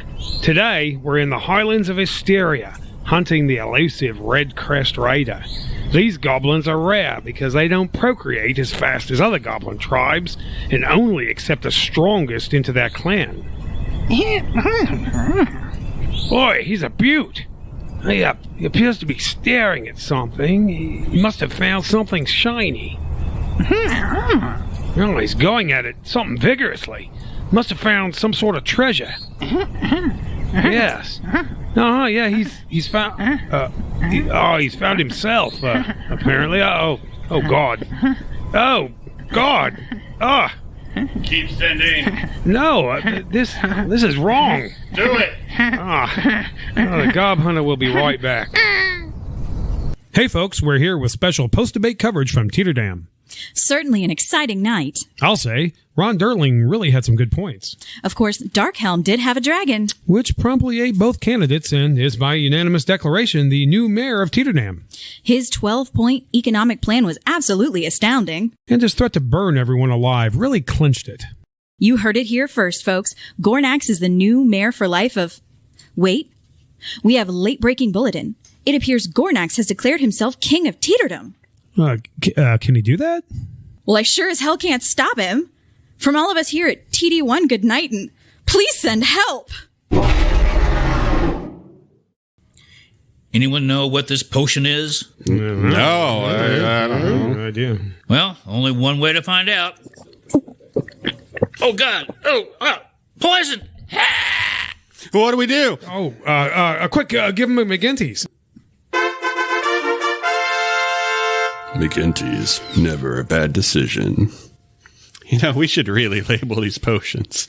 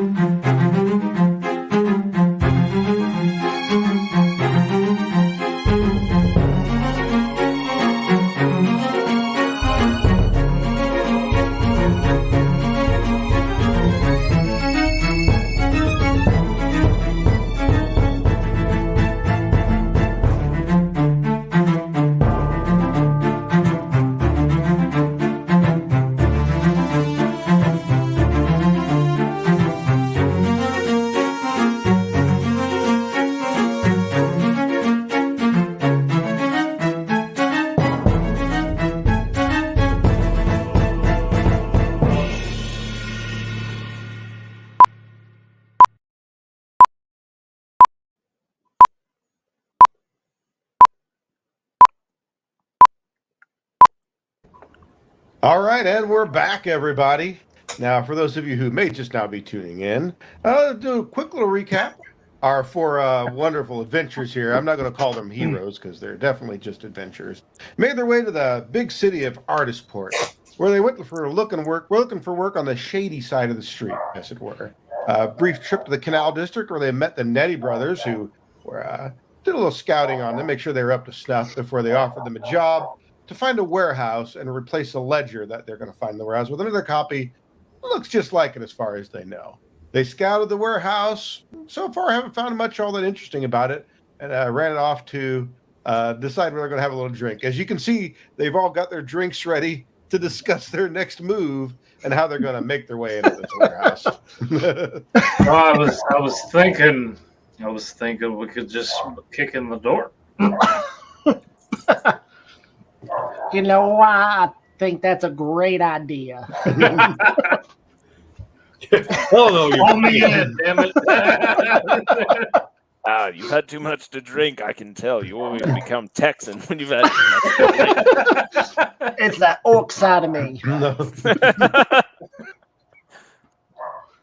So you guys are having that refreshing beverage, and what's your plan? How are you going to get into this warehouse? Mr. B is just ultimately trying to kill some time. I mean, we've established that we've got some tools. We just kind of need daylight to go away. That's my impression anyway. I would kind of agree. And then kind of thunks down a glass cutting tools, throws down like a lockpick. It's like, oh, Yeah. Nope. Mr. B makes you put that up. don't just put thieving tools on the table like that. I'm sorry, I'm from out of town. I don't know. Yeah, I can tell. Don't splash the pot in my club. So, does anyone think that there's a value in trying to be second story men? Using that back spot. I mean, if we could figure out a quick way up there, that might lead us right into a part of the warehouse we want to be in. And the part where I would put a rope with a crossbow bolt down on the table, but I look at Mr. B and I'm like, he's gonna say something. I mean, we need to be discreet, right? I have discretion rope, is my but no middle name. grappling hook. Can't go leaving marks and pieces of windows missing. that's a good point. I mean, if they find if they find a hole in the glass, oh my God! All those being attacked by a panther. And there it is. I was waiting for this moment, and he's actually about 15 minutes later than I thought he would be. So apparently he's changed his mind, and his familiar is going to be active in the combat after all. What happened to Nick? Oh, he got his throat torn out by a mountain lion in his home. Savage beast. We just stood there and watched. Weird. So there was a door on the backside of the. No, there's one on the southern alleyway, and then there's the double doors in front. Those are the only doors. 3 windows, one on the south and north side, and then what would be the east side has a window that's higher up. You know, Mr. B made a good point, though, too. It's like if we're going to be cutting precision holes in glass and leaving that behind, if that's problematic, then I might mention Mr. B. Using a crowbar on the door is also probably out of that. He showed you tools. Yes. Crowbar was one of them. I know. I'm just saying. There's a lockpick set in there as well. Yeah, I remember would have that. seen. Yeah. That's a spell I forgot that exists, mending. Doesn't it have like a 10-minute casting time? But yeah, it does exist. I didn't even think of that, but that would be a brilliant fucking use I of had that mending. Holy shit. I gotta say, if you had prepped that and was like, I thought you might cut through some glass with a diamond. That would have been funny. So I brought one. I would have been unbelievably impressed. It is on. I could take it. So, Richard, just to be clear, those windows, particularly that upper story one, they weren't designed to be open, right? They were just embedded. Yeah, they're just windows. You think they're to let light in? Right. Yeah. Okay. And someone may have asked that earlier, and I can't recall. But yeah, you don't think they ever worry about like getting a breeze in here? It's just stuff in there. So OSHA doesn't exist in this time period. So not really. Well. Gosh. I mean, it is true that we, if we're going to pull this off and not raise suspicion about a possible false ledger that we're planting, then in and out without leaving visible signs behind is probably a good idea, which may mean that Mr. B's idea of trying to go in through the door, it's a bit more visible from the street, which is problematic. And, lockpicking doesn't happen super fast in this edition, if I recall. But that said, it may end up being our best move. I'd expect the door that's not facing the street to be the easier to lockpick. I don't know. I mean, I'm picturing 2 like barn doors almost. Yeah. Like the ones in the front are 2 large doors, and like I said, they're barred from the inside. So you don't see an easy way to try to open them from the outside other than, violence and carnage. But go on. Okay, so another question that was brought up by somebody wise, and that was me. Is it worth it spending a day, subtly asking around and seeing what we can find out about this warehouse before we try to break in? We could go tonight, or we could see if we could learn something about it. Any thoughts? I mean, would we need to take a whole day on that? I mean, if it's like afternoon, then I mean, I don't know if we need the We'll whole ask day. It's around. just one of the if we're it's twilight right now, Richard, isn't it? Yeah, it's starting to get evening. You see a lot of workers heading home, heading out to get a drink. At the place you're at now is really starting to fill up. There are a lot of laborers coming in. That's why I was assuming we would need to wait until tomorrow to do the, gather the info, and then in the evening or at night we could make the attempt. But I mean, if people want to, throw caution to the wind and do it now, I mean, I'll follow the lead I'll follow whatever the group decides. Let me give you this. So depending on when you guys decide to go out and make entry, because like right now is actually the town is at its busiest, as everybody's closing up shop for the day. The craftspeople are all headed home. The laborers are all moving around. They're all going out to get a pint. They're all going out to get a drink. These few hours here are actually some of the busiest of the day, other than maybe in the morning. Although the hustle and bustle of Ardisport is usually pretty steady. So, you'd probably want to wait a few hours before you try to wander up there anyway, just to let things die down. So if you wanted to, you'd have a few hours in which you could try to gather some information. And I'd probably be willing to let you give it a shot. Well, that if we, the one thing is that if there are workers from that area who are elbow to elbow at the bar, actually that may be a good source of people to ask. I mean, if you want to, you look around and you think that might actually be a good point. You see several people in here because the guards aren't armored. Actually, the way you can tell that the guards walking on the street is because they did have leather armor, which is something rare around town. There is no law against armor around town, but like nobody wears armor. It's awfully suspicious. Some of the few people who can get away with wearing the leather armor and not seem suspicious are the guards. So you see a couple people in here, because they've got their leather hauberk on still when they come in for their pint. They haven't been home to take it off yet. Are they wearing any sort of insignia that identifies them as guards? I mean, how hard would it be to, and I'm not suggesting like a careful examination would make it, would not identify one as a non-guard, but that if somebody was glancing at you, they might say, "Oh, guard." Guild badges, I guess, with the armor.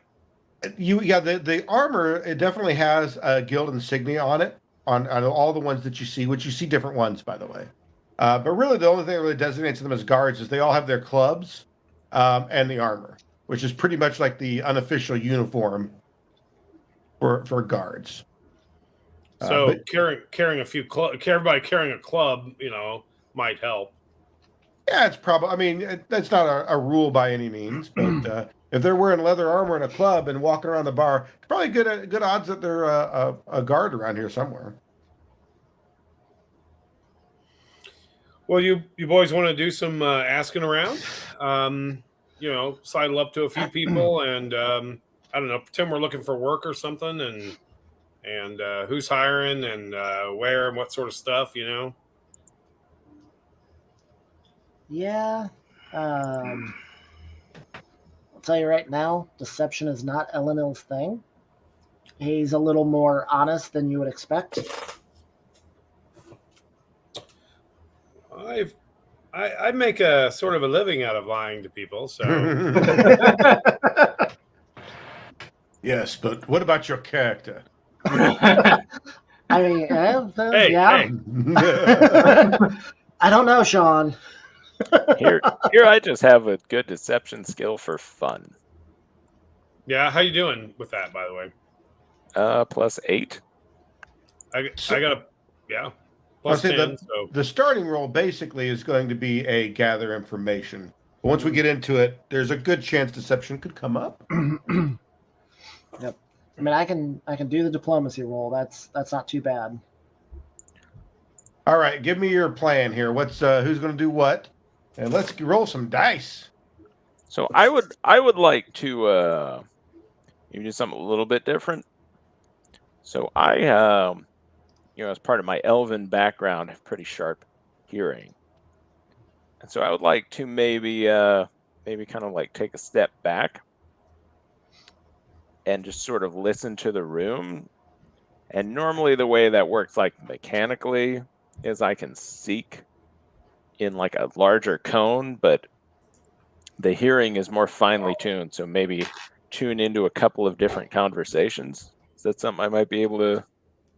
All right. Well, let's just tell you what we're going to do. Since Sanad started things off, we're just going to go around the table, and we'll kind of do this in a little bit in turn order, but it's not.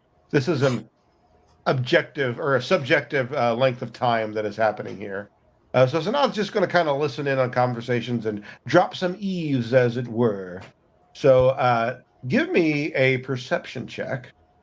Okay. So he kind of, kind of leans one boot up against the wall and leans his back, sort of closes his eyes, and like his pointed ears just sort of like perk up a little bit, and you see kind of the camera shifts, and him and a dark-skinned elf, another dark-skinned elf, are in kind of a desert setting surrounded by some canyon, an open field in front of them. And the one, she looks to him and tells him to close his eyes and to just focus on what he hears rather than sees. And the camera pans to a couple of different, scorpions chittering into the sand, birds flying and squawking in the distance, and the echoes of these noises through the canyon, footsteps of his brethren around him. And almost like sonar, he can kind of like, he turns his head and kind of pinpoints these sounds. And as he does so, the same in the tavern with a perception check of 23. All right. So you take some time and you really give a good listen as you try to really focus on some of the sounds and what people are saying. At first, it's just noise. You don't really pick up anything but words in there. Nothing seems important. Just people having mundane conversations, clinking their mugs. And after a few minutes of that, though, it's almost as though something is leading your ear, as if it just comes into focus for you. And you realize that one of those conversations might be important. So you really strain your listening that direction, focus as much as you can. And after several minutes of listening into a couple of fellas over at a certain table, you think they're all guards, because once again, they've got the leathers and they got the clubs. What really kind of caught your ear there wasn't just that they were guards, but listening to their conversation, you think they're on duty. Like, these guards aren't people who just got off duty and walked over, although that is happening in here. Those three, it takes you a little while to kind of sort out, because they're talking, and you're like, wait a minute, these guys are, like, they're just coming on shift, so they should be out there. So it sounds like they've got some sort of a deal with some of the other guards, because like I said, they usually go in pairs. So these guys are one set of three different pairs, and after a little while later, they're going to head back out, and the other three get to come in. So they've got this, they've kind of got this gentleman's agreement that's probably not on the up and up, but hey, it's what you do. So Slake seems like the obvious roguish, the rakish, element of the party, based on what I know of, the other two. So I'll cast message from the back of the room, and so that yes, nice and subtle. That's what I like about you most. I'm hearing voices. Relay the three by the bar. No, don't look. Don't turn your head. They're on duty. Oh, what?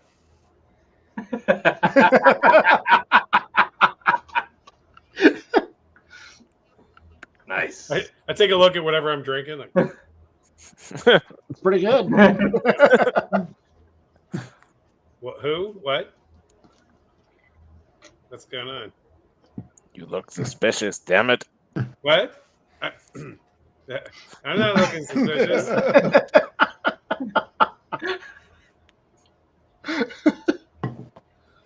What are you talking about? How many times can you go back and forth with that? That big question. That lasts for like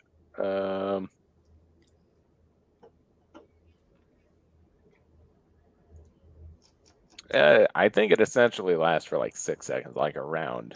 So, am I able to reply? But it's a cantrip, so yeah. The target can give a brief response as a reaction or a free action on their next turn if they wish. Technically. I'll say, who are you talking about? Free by the bar. You see them? Don't look. Use your peripheral. Decide. It's a crowded bar. It's like, oh, this is good. Beer. Ale. Swell. Oh, those guys? So what do you mean? They're on duty? They're on patrol. I mean, they shouldn't be in here, should they?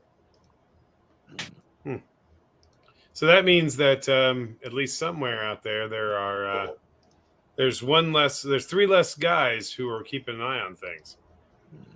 I don't know. I think they are keeping an eye on things. Oh, you think they're keeping an eye on things in here?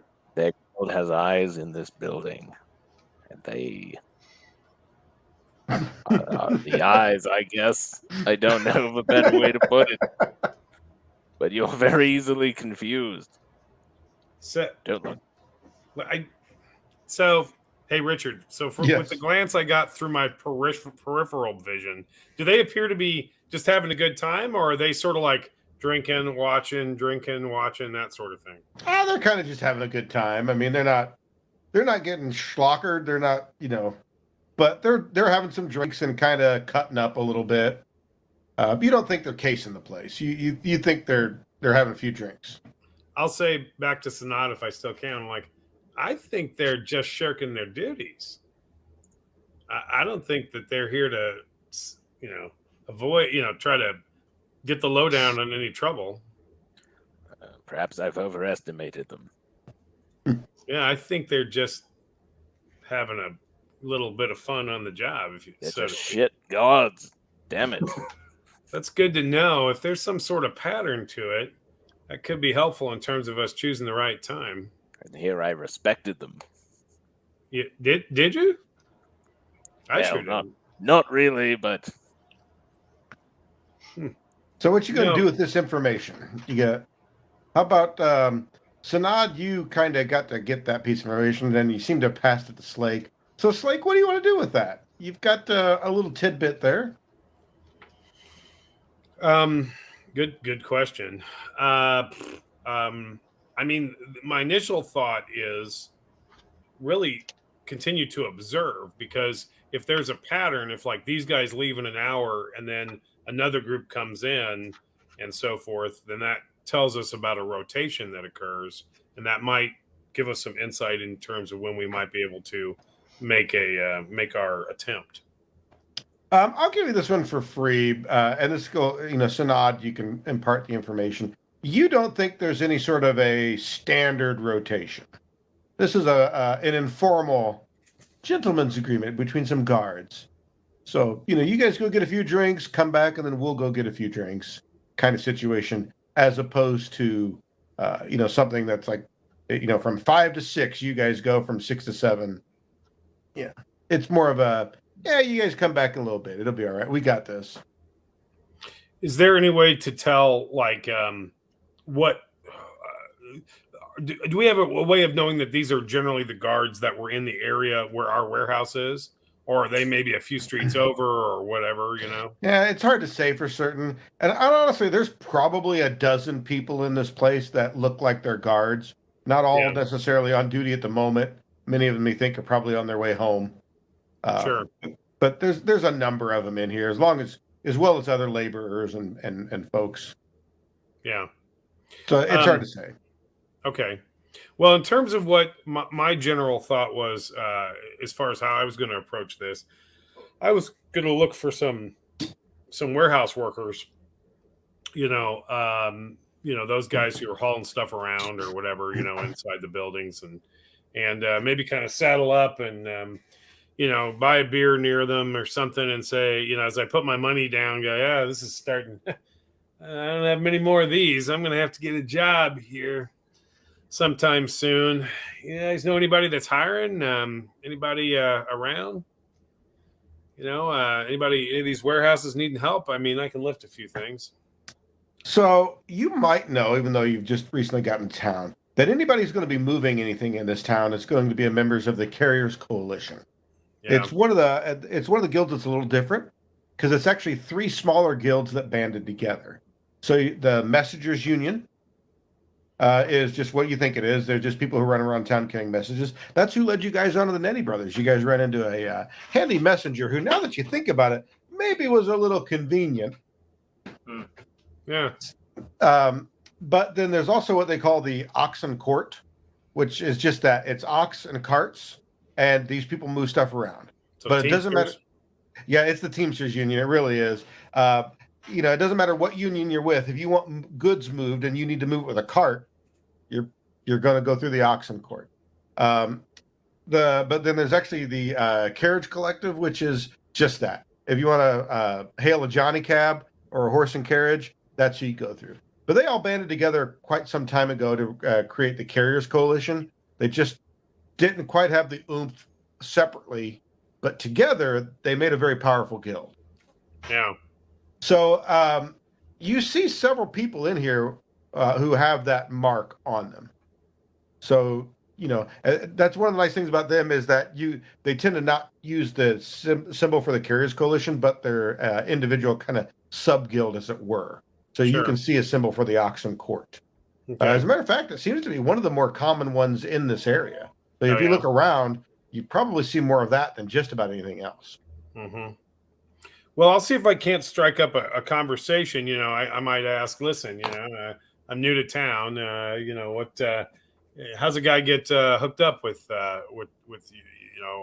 this guild, and who are the best people to work for? I mean, a lot of warehouses around. I mean, just trying to get any details I can, if I can subtly steer the conversation towards learning about the warehouse we were wondering about.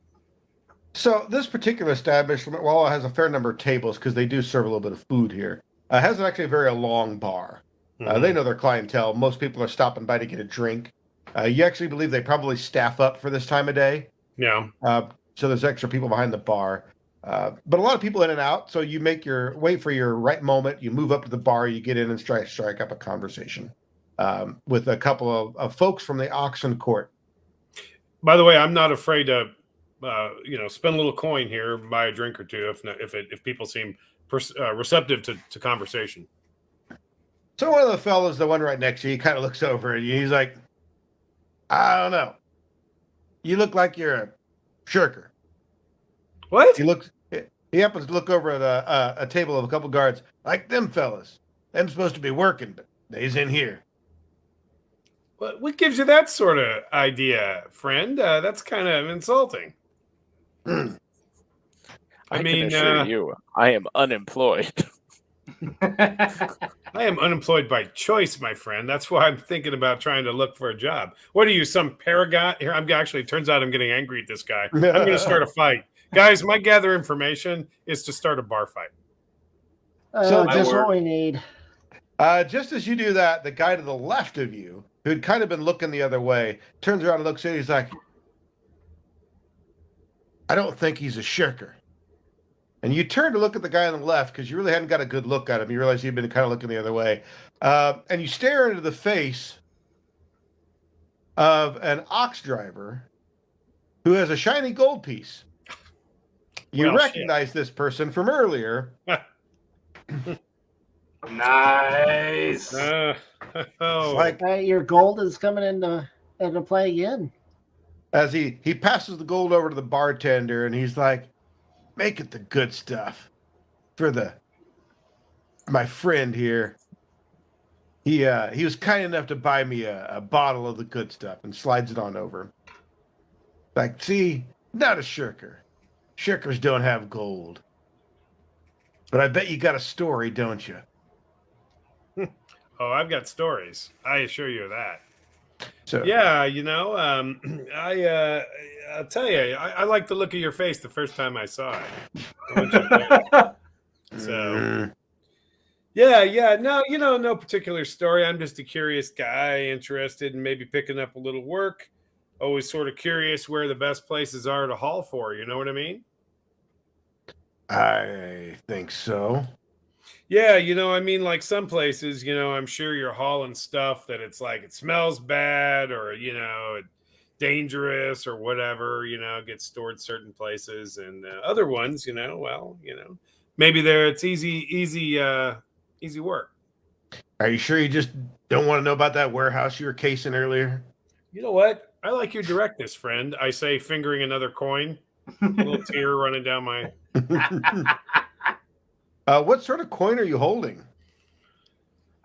Well, so here's the deal. When I say I hold it, I'm not holding it up to the whole bar. Okay? Right. But I mean, I may be rubbing it between my fingers here. It's a gold. Mm-hmm. He kind of looks down at the gold, looks at you, and he goes, "Oh, you're killing me." Perhaps literally killing him. Yeah. All right, fine. I'll reach into the pocket and I'll palm it. I'll do a little sleight of hand here, and then kind of casually lay it on the bar close enough that he can easily move his hand over it. all right, go ahead and give me that diplomacy check or gather information and see how persuasive you have been. And you'll get a little bonus for your generous nature. Oh yeah, this thing better pay out like it's supposed to. That's all I'm saying. Well, hell. You remember I mentioned earlier that I was rolling really well and that eventually that was going to abandon me? All right. So, so that's do we get hero points, right? No, you sure don't. Oh, really? What? No hero points. No rerolls. No hero points. The long-term plan is we're going to set up where if people want to give you hero points, they'll definitely be willing to make a handy donation to the Adventurers Vault. Brad's People watching, listening in right? the comments, don't you want us to each have a hero point tonight? Come on, guys. Come on, you got it. Democracy No will donations prevail. required for the first game. Like those comments. There's one. I don't know what it says though. I'm not looking. I'm sure it's showing the hero point. Yeah, that's not what it says. No. Yeah. It does start with an H though. Yeah. So go ahead and give me the final number on that. Well, it's 12 before you apply any bonuses. 12, huh? Yeah, I guess I shouldn't have called him a fuck up as part of that. Yeah. He's looking at you really skeptically. However, you wonder how much your generosity could just get more out of the guy if you're interested. How much money does he even have? Yeah, how much does he have? I didn't spend all my starting or all my gold. So Okay. But this is starting to get painful. There's another coin that makes an appearance. Another shiny gold. Yeah, gold. That's 5 total in case you're keeping track at home. You push an electrum across the table and he pushes it back and is like, I don't want to fuck with that. Nobody knows how to use this. He's like, all right. I mean, that's a total of 5 gold that he's gotten. I mean, that's pretty good. I mean, if I'm getting the sense that one more will really, start the rush of information, I'll do it, but I don't like it. So that place you was going by, fellow that owns it, his name's Jamel Paterick. Yeah. He's a big muckety muck in the alchemical collective. Kind of got a name for himself. He shows up there every once in a while, but not a lot of activity in that place. He shows up about once a month, goes in for a while, and leaves. So not a lot of deliveries and such there? I mean, not a lot of goods on hand? Nah, that place is pretty dead most of the time. Is he does he run a guild or something, or run a something? Is he well connected? Yeah, he's like I said, he's a big muckety muck in the Alchemical Collective, which you guys know is one of the major guilds. Interesting. Yeah. See your buddies over there, and he points to the 3 guards that are shirking duty. Yeah. He's like, you know why they feel they can do that? Why is that? Because at sundown they put dogs in them warehouses. Oh, good to know. That's interesting. I assume they make a ruckus when somebody tries to get in. Yeah, they ain't big mean dogs or nothing. They just yap like crazy if somebody tries to get inside, and everybody comes a running. Typically, a couple of them inside each one. 1 or 2, depending on whose it is. That place there, I ain't sure, but I'm pretty certain there's at least 1. What any rumors about what goes on in there whenever he makes his occasional appearance? I can't say. I just knows he goes in for about an hour and then comes out and leaves. Interesting. I can tell you the guards ain't got a key to that one. Huh. They got keys to most places up and down there, but that's one they don't. The way I hear it, Jamel keeps it himself. That's really interesting. Not what I would have expected. Wonder what he does in there. No weird smells or flashes of light or acrid smoke or anything like that coming from that place. I ain't see nothing like that. But I can tell you, your friend Jamel is rumors. Yeah. Rumors he's got something to do with them Cherugians. Oh, really? Maybe the occasional "it lives" coming out of that building. No, Well, you know that that's another guild, and although on the surface all the guilds are friends and play nice, the whole reason Ardisport is the way it is because they don't, behind closed doors and in the shadows.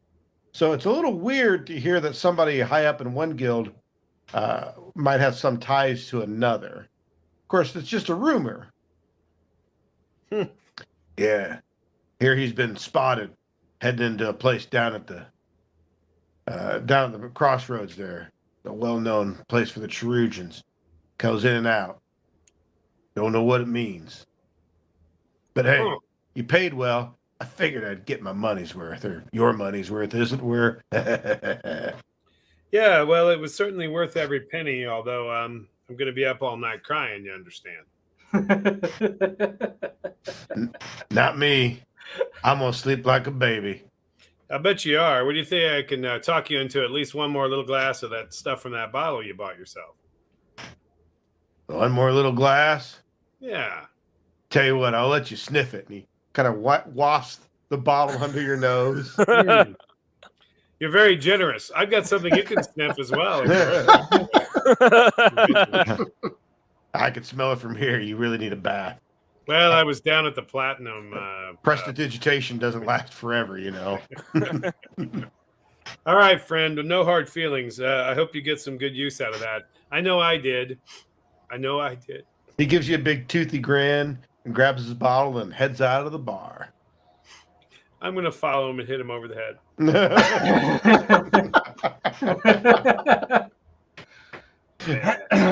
One way to get your gold back. That's right. All right, so you've got some information. I assume you share it with everybody. You guys can reconnoiter and maybe develop a plan. You got a plan? Plan? Sounds like don't go at night. Yeah. Hey, guess what, Mr. B? Do you remember when you said you like to wrestle dogs? Yeah. How do you feel about yappy ones? It just kind of depends if I can get my hands on there before they. Not likely. If we could get the drop on them, I might have a trick or two I could pull on them. Yeah, can you make them go quiet? I could make them go to sleep, or I could make them go quiet. Or both. Bacon. We need bacon and peanut butter. Blueberries with sleeping pills on them. Yeah. Bacon, peanut butter, and drugs. Let's go.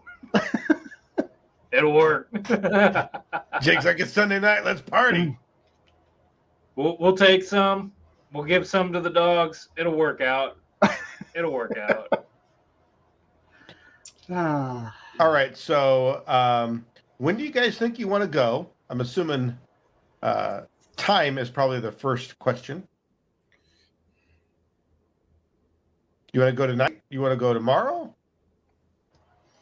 I mean, it's a good question. I mean, I think until we have a plan, we can't say, because I mean, we got to figure out how to deal with those dogs. I mean, if we try to go at night and they're going to hear it no matter how quiet we are. I mean, unless we're stupendously quiet, they are going to hear us trying to break in, whether it's cutting glass in an upper floor or whether it's going in through a side door and picking a lock. And the point is if they start barking, it's over. I mean, and that seems to be the rub. The dogs aren't there during the day, but at night you think there are fewer guards and they're more spaced out. Plus, you also have the cover of night. So it's really, do you risk the dogs when there's fewer people, or do you risk more eyes and no dogs? I think we go at night. We unlatch the door. We lockpick the side door. Go in. Put any dogs to sleep. Quiet any tongues that wag. And slip out like mouse. Mice. All right. Sanad wants to go at night. Do we have a dissension, or is there an agreement? I will go along with whatever we decide. As we're all discussing the fact that we're going to break into a place, you kind of see Elenil kind of wince a little bit, as in like, I guess what we need to do it. All right. So do you guys want to go tonight? It's dark. You guys spent a few hours in the bar. Things are starting to thin out. The streets are getting a little more barren. Everybody's heading home. Might as well. He's going to change his position, actually. Middle of the day. Right? No dogs. People, we could talk to the people. We can bribe them, reason with them, lie to them. There's this secondary chance there. There's a built-in second point of failure. Whereas if we don't get the dogs quiet, that looks like exactly what it is. And the chance of talking our way out of that or into it, not good.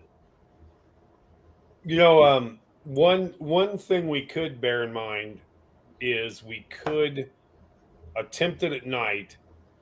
The dogs start barking, we just cheese it. We just get the hell out of Dodge before we're spotted. And then maybe the guards hear it and they come by. They don't see any signs of trouble. They're like stupid dogs. Because I'm sure the dogs yap at things occasionally. You know, they hear a rat scurrying around somewhere and then get excited. I mean, okay. You know. At the first sign of trouble, we just bail. I'm on board with that. Over a period of nights, we undermine the guards' confidence in the dogs by making the bark repeatedly. Yeah. God. All right, so it sounds like that's 2 votes for heading out tonight. Elenil seemed a little like he was abstaining. Mr. B, are you willing to give it a shot to head over tonight? Absolutely. All right, any supplies you guys want to pick up before you head over? I believe I have all the tools I would need already. That's one shit. It's one thing about my fine, extravagant suit. It has many pockets. Mr. B, or Jake, as the case may be, how's your thievery, if you don't mind my asking? Well, I am not an expert by any means, but I'm capable of a great many things. Sure. So I don't want to reduce it all to numbers. I was just curious. Is anything else you guys want to get? I know you mentioned peanut butter. Is that really an option? I mean, it's always an option. food establishment around here. I'm sure if you said, "Hey, do you have any peanut butter?" and you're willing to pay for it, I mean, Yeah, peanut butter, bacon, greasy pork chops, whatever. I'll go do that. Yeah. Big old steak like you throw in cartoons and stuff. Yeah.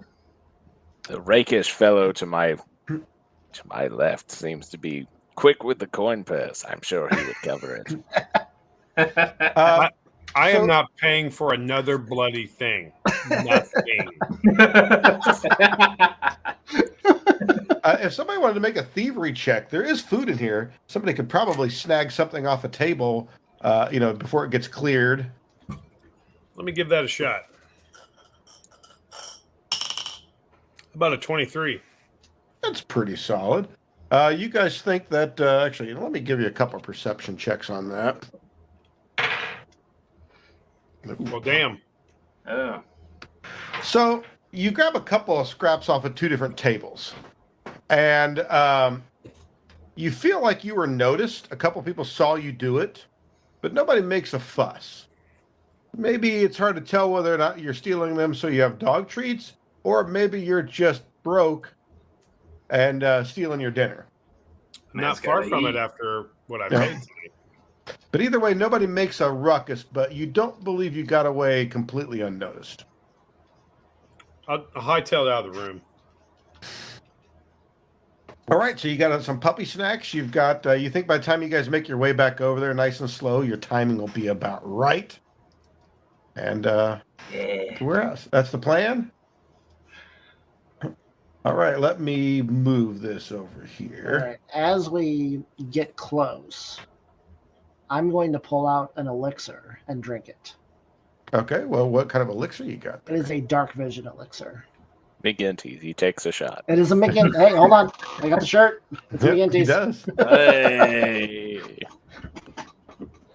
No, it's a moderate dark vision elixir, so it'll last for an hour. All right, so he has dark vision, which you need to remind me of constantly, please. Please. Hey, by the way, I just want to make sure, I have dark vision. You have dark vision. I have dark vision. I don't have low light vision, but my familiar has dark vision. So you guys are walking in on the side street, as you can see down here on our lovely little map. And you guys make it to there. Now, we're not going to do this. We're not going to roll initiative, but we are going to kind of do this in turns, starting from about where you are. Now, the door that you guys see is over in that area. If you see where the guard dog is, that it's kind of down to the left of there. So there's the door. Yep. If that's what you're heading for, the window is just to the left of it, or there is another one up on the upper side, or the one far around back. The one in the back is higher. So, Mr. B, go ahead and take your turn. Move on up. If you're moving, I will be requiring, actually, we're pretty much going to require stealth rolls for everything, because I'm assuming you guys are going to be stealthy. Yeah. Yeah, okay. I will stealth. You guys want me to follow? You want to follow my lead again? Yes. Let's do that. So you should be a +2 then. Yep.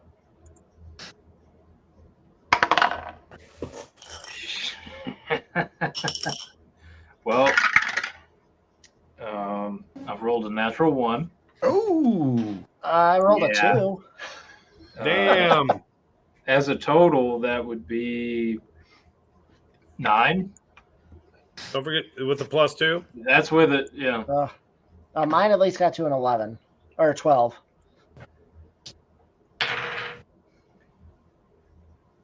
All right, so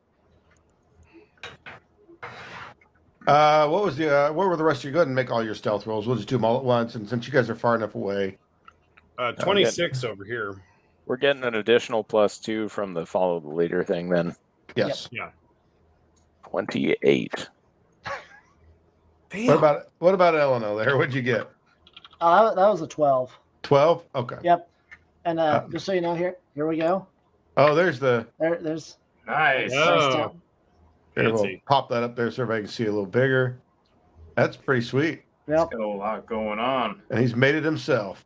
Nick is going to make one of those for each of us, right? I mean, if you guys want one, I'll make them for you. I mean, we're not saying no. Yeah. All right, so Slake and Sanad, like you guys, you're like whispers in the wind. You know, like there's no noise out of you whatsoever. You guys are clearly amazing at this. Elenil, you managed to not screw it up. Like it's close though. You have to be really careful and go slow. But Mr. B is walking along, and somehow he manages to almost trip over nothing. I thought it was a bum. You know, because like the roads aren't like it's kind of cobble, but it's kind of rocky and almost a little gravelly. And like his toe catches the edge of something, so he stumbles.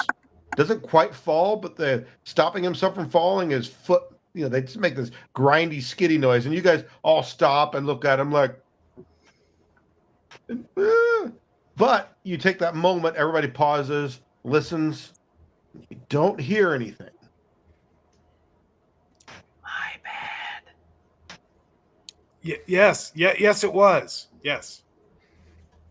All right, so if everybody wants to go ahead and move yourself up to the door, we'll say that's enough to get you all the way up there. Is that the door? The side Yeah, door? up somewhere near the door anyway. Put it that way. Okay. Wherever you want to be, as somebody's going to attempt to open the door, which I'm assuming is going to be Slake. Now, I would like to cast a spell to assist with this. What spell are you casting? I would like to cast Knock. Ooh, knock 3 times. Right. So it has a range of 30 feet. Now, how does knock work in Pathfinder 2nd Edition? So knock and take a. Oh, I just sort of like mime wrapping my knuckles on the door, even though I'm a little bit, I'm a few feet away from the door, as if I am, as the spell implies, knocking on the door. But the knock spell grants a +4 status bonus to any creature that tries to open the target door, lock, or container with either an athletics or thievery check. And it also counteracts the lock spell, just in case that bullshit is going on. Ooh. All right, That's so that gives Slake a +4. Check that out. That is all fancy. That'll be nice. I'm very appreciative of that. Yeah. Although, boy, that's quite a bit different from the olden days when Knock just opened up a door.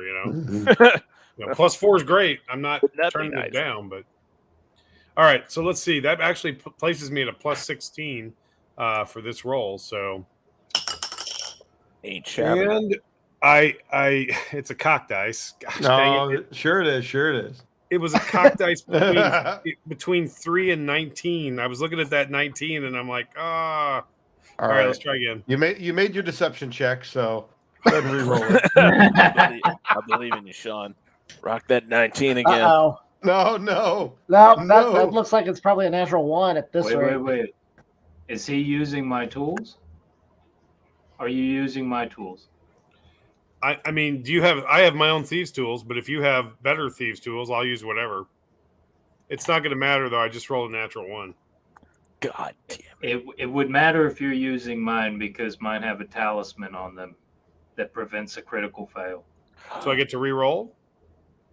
It just turns it into failure. Okay. So you would fail instead of critically fail. Yes. Well, it's probably not the worst idea I've ever heard. But technically, critically failing degrades your status by 1. So technically a failure, negating the crit fail, could technically make that a success if you roll high enough. So, well, first of all, what an amazing item, and why don't I have one? It's called a sneaky key talisman. Right? Seems pretty handy. I did not know that existed. All right, so what was your total roll there then? Is that a 17? Yeah, adding that 1 into it, that is a 17. All right, so if you burn the talisman, that's going to be a failure and not a critical failure. Okay. Well, 17 isn't enough to do it. I'm going to wipe the sweat from my head and go, I'm going to try again. So before you do that, though, give me a stealth check. Since you did fail, I want to see how bad it is. Here's where it all falls apart. We'll be fine. We're all just taking turns with ones. It's fine. Yeah, hopefully that's the last of mine for a while. So 18 on the stealth. All right, let's see. You take a moment, pause to see if there's any noise, and you hear nothing. Go ahead and try again. Oh, so if it matters, the way the spell reads, knock lasts 1 minute, and it says knock grants a +4 status bonus to any creature that tries to open the target door, locker, or container. It doesn't say anything about like one shot. attempt. Yeah, as far as I'm concerned, you can still have the +4. Theoretically, it could go away eventually, but for right now, let's just go ahead and keep adding it in and give it another shot. Well, the talisman's gone. Yeah. So, yeah. But, all right, here it goes, boys. Well, it's not a 1. It's a 2? No, it's a 5. 21. 21. So, a moment ago when you tried to turn the key, like you had your lockpick in there, and like one of them slipped and fell out of your hand. And that's where you stopped and waited and see, didn't make it. So you reach out slowly, you pick it back up, and you put it in there. And as the second piece goes in, you feel it like starting to bend, and you're like, oh crap, I might break this. But for right now, it hasn't. You got to be really careful when you twist this so that you don't break that bottom piece of the pick off in the lock itself. And give me one more check to open that lock. Oh, buddy. Random number generation. That's what I need to work on. Fancy math rocks. Okay. Rolled a 14 on the die. With the 16, that's a 30. Oh, yeah. So we're trying to finesse that bottom piece of the pick over there, make sure that it doesn't bend or break on there. You slowly finesse it out just a tad bit so it doesn't catch anymore. And as you do, you feel the lock give and go click and opens up. I say, somebody needs to grease these tumblers better. That's the problem. He's probably got a big, strong key. Does anybody have any Vaseline? I'm going to send him a strongly worded note after this is over. So I'll give you this one for free, but as you open up the lock, you notice that it looks like there's grease in there. And you're like, that thing should not have been as difficult and as noisy as it is. But then you think to yourself, what if that's not grease? What if it's a substance that works like grease so that the lock stays fresh, but not so that it slides easily? As though maybe it's something designed to make the lock make more noise when you try to open it. Oh. Somebody's an asshole. And then you remember something very careful or very particular that your friend who got all those 5 gold pieces off you reminded you of. Which guild this guy is a member of. Oh, yeah. Yeah, that's right. He's a member of the Alchemical Collective, so. Yeah. You believe would this? have the capability of doing this, yeah. This is what they call squeaky grease. Squeaky grease. So it keeps the lock coated and working smoothly, but it actually makes more noise when it's being manipulated. Those alchemists, you can't trust them. Richard, I can sense the joy oozing out of you from whenever I made a critical failure and then made a failure. And you're like, of all the locks for you to F up your first 2 rolls on, it's this one. The critical failure would have made a noise that tons of people would have heard. The failure, you had to make the stealth check. Unfortunately, I didn't roll well enough, and you rolled pretty well in your stealth check. So at this point, nobody has heard you as far as you know. And the lock is open, but the door is not. You gonna try to slide that door open? Before we do, I want to take a perception check to see if anybody else who's nearby can do that as well. Just to make sure there isn't like some sort of tripwire or some sort of trap that needs to be disarmed before we do it. Probably should have done that before attempting the lock. But I'll make a perception check. I don't see a thing, Richard. Nope, everything's good. Is anybody else making a perception check? I'll give it a shot. Mr. B is prepping the dog treats. It's a 19. Elenil, did you roll? That's a Not good. That's a All right. 12. The 19 is enough, however. You guys don't notice anything, any traps or tripwires or whatever. But Sanad, you look over after they point out that the squeaky grease, and you see that it's on the hinges of the door too. Fuck. I'll just kind of like mime towards the hinges. Thieves' kits traditionally are assumed to have like various like oils and things like that in order to try to make things, quieter and stuff. Is there anything that we have in either kit that might reduce that a little bit? Does anybody have like lore alchemy or arcana?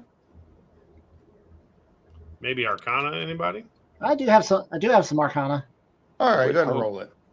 If only you could see in the dark to be able to determine. Oh. Shit. That one went everywhere. Nah. Can I use the one on the floor? It's combat rolling. No, since it went out of the box, so I'll take the other one. It's an 11. You don't know. You're like, I don't know. I don't know enough about what this stuff is. But you guys are fairly certain that as long as you open the door really slow, it shouldn't make it squeak. Okay. Is there a trick to that, or do we just say that's what we're doing? There's going to be a check involved, most likely an athletics check, to just kind of finesse it really slow. I step back and let Mr. B stand up. You said athletics? Yes. What do you got there, Mr. B? 'Cause I'm actually an expert in athletics. Let's see here. Unexpected. I am as well. Okay. Gentle giant of a plus 13. That's better than my 11. I'll see what I can do. Hey, I'll whisper, get ready to cast that sleep spell. All right, let me have an athletics check there, Mr. B. See if you can open that door nice. Oh, come on. All right. 26. Oh, that's pretty quiet. That's pretty quiet. As you kind of slowly pull the door, and you can kind of hear the grease trying to squeak, but as you're going so slow, it just doesn't have quite enough vibration. You're just inching it open and open while everybody else is just sweating bullets, worried that any moment that a guard could come by. And just then, just as you're getting the door open enough for people to start to go through, down around the corner, you hear the scrunch of feet walking down the street. So you feel like maybe you better hurry up. As But the soon door's as it's open. open enough for me to get my big self through there, I'm going to lead in with the dog treats and set them on the floor. That way I can close the door after everybody else gets in. Okay. I'll go in next and All right. get ready. Mr. B's holding the door. Oh, yeah. Sanad, you should probably go in before Yeah. I do. Would most definitely like to cast sleep on that there guard dog. Okay, so here's what I'm going to want you to do. You're going to move into the room. So it's going to have you move. Give me what would normally be a single move.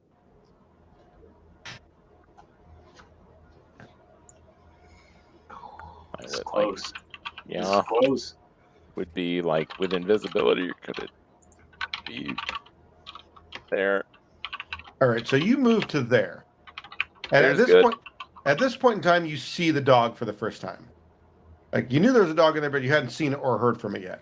And there's a dog right there, and it seems to be asleep. Hasn't really, hasn't really looked up and looked around, but it's definitely a dog. It's definitely there. You can see it, its breath rising, and its lips are moving a little bit as it breathes out from its jowls. My work here is done. But give me a stealth check as you moved in. Let's see if it stays that way. Stealth, that's gonna be a 19. Ooh. Let's see. So you're looking at the dog, and it kind of does it twitches, and like almost looks like it's going to open its eyes a little bit, and kind of moves its head around and lays back down. Like it kind of heard you, but didn't wake it up. So are you going to cast sleep? Already asleep. So, okay. I mean, do I think sleep would like give me any more like? Magical sleep would probably be harder to wake him up. Like you'd have to go over and slap him. Whereas if he's sleeping right now, a noise could wake him up. Could I ready an action to cast sleep on him? Should somebody like say, I don't know, beef a stealth check? What? That would never happen. Never, but you know. I believe so. I mean, sure, why not? We'll say you're ready to cast sleep, and we'll see how that plays out if and when it comes into play. But you're standing there, with your spell at the ready. Yeah. So I reach into my component pouch and I take out a little bit of like sand and I pinch it in my fingers and just like wait. Preparing the material component of the spell. All right. Anybody else move in? Do you want to go next, Slake, or should I? You're muted, Sean. You hear that? Oh, that was great. Go ahead if you Okay. want. By the way, Mr. Boulder, wouldn't you be inside already? Didn't you say you stepped inside? He's holding the door. Oh, Yeah. okay. I'm going to get the door. Jesus Christ. It's a 14. All right. So the dog kind of goes and looks over, and you see an eye open. Pocket sand. All right. Here's what we're going to do. I want an initiative roll out of Synod. The dog's going to roll an initiative roll to see if you get the spell off before he manages to get a bark. I'm gonna go ahead and ask you, what should I use for my initiative roll? Just normal perception, or maybe like since I'm doing a spell, maybe like my spell attack? What is your spell? Are you primal arcana? What are you? Occult. You're occult. I will let you use your occultism since that's your associated with your spell. If you good would like. idea. I You can like do that a lot. Stealth or perception. Let's go with occultism because that's even higher than my attack roll. So, all right, roll that beautiful bean footage. Let's see what you got. dirty 20. Nice. A dirty 20. That's not bad. Not bad. 20. All right. Let's see how the dog does here. Your bad dog is shitty on this. Oh no. Oh, fuck. Ruh-roh. All right, puppy dog. So go ahead and is sleep a will save? It is a will save. It's a will save. All right, let's go ahead and we'll roll that will save first, because then I'll describe what happens. It matters. It's a 5-foot burst, so I don't know. It seems to be the only dog in the room, but It is. It's the only one you see. I rolled a 3, so it's going to fail that will save. So here's what happens. The dog opens his eye. He looks at you, realizes, oh shit, there's somebody in here. Jumps up, and mid-bark, the sleep spell takes a hold. And you watch him kind of just crumple back down. You know, he doesn't. It's almost just like a normal flop, but it was kind of a, and the dog goes down. So he made noise, but it was just one half bark. You don't know how loud it was, but you do know there were people coming down the street. So, Mr. B motions people in. Now, when you say he rolled a 3, do you mean he got a total of a 3? On his will save? Yeah. No, that would be a 10 on the will save. That's what they call in the business as a critical failure. So he, rather than being unconscious for a minute, he's going to be unconscious for 1 hour. Ooh, puppy dog don't take himself a nap is what's going to happen here. He's out, man. He's Nice. gone. But there has been some noise, so that's something to worry about. So the rest of you hurry your way in there now that the dog has been neutralized. And Mr. B, give me another athletics check to close that door slowly behind you. Nick, activate dark vision. Dark vision is activated. Dark vision is active. Oh, again, 26. Same number. All right. So again, it's just painfully slow because you have to be so slow. So this really isn't about strength. It's really about holding it steady because it's a fairly heavy door. As you bring it in nice and slow while also trying to hurry, it's very counterproductive. But you get it there, and at that point in time, you're like, nobody to come around the corner. The door is closed. So on the inside of this building, there are the front part is all warehouse, but the back has 2 rooms, and you see a door here, a door over here, and that's pretty much what you got. That's what you see. Okay, so serious question though. Is it actually lit in here? It's not. That's just the map. Okay. I mean, there's a little bit of moonlight coming in the windows, so it's definitely low light. It's not pitch dark, but I would say it's low light in here. I activate low light vision. Okay. Does anybody have dark vision? Nope, sorry. So which door are you going to? Since we don't have really any knowledge about what would be inside either of those doors, probably just the first one, I think. Yeah, it's good suggestion. As you walk up to it, I'll give you it for free. This door is not locked. That said, there could be some sort of trap, maybe even an alchemical trap, so I'd sure like to take a look. All right, roll perception. All right. Yeah, I don't think that there are any traps there. I don't see anything to worry about, gentlemen. Okay. What take you your gonna word do? for it, Master. I've been tanking those. Anyway, go ahead. You gonna open the door? Sure. All right, you sneak open the door. You're going to do it slowly just in case there's any of that squeak grease on it. There doesn't appear to be. The door opens, and it looks like a mostly empty room.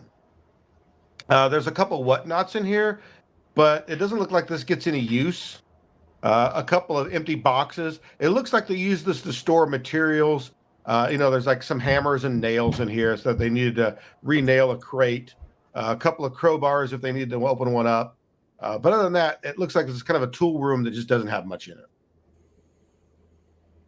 Okay.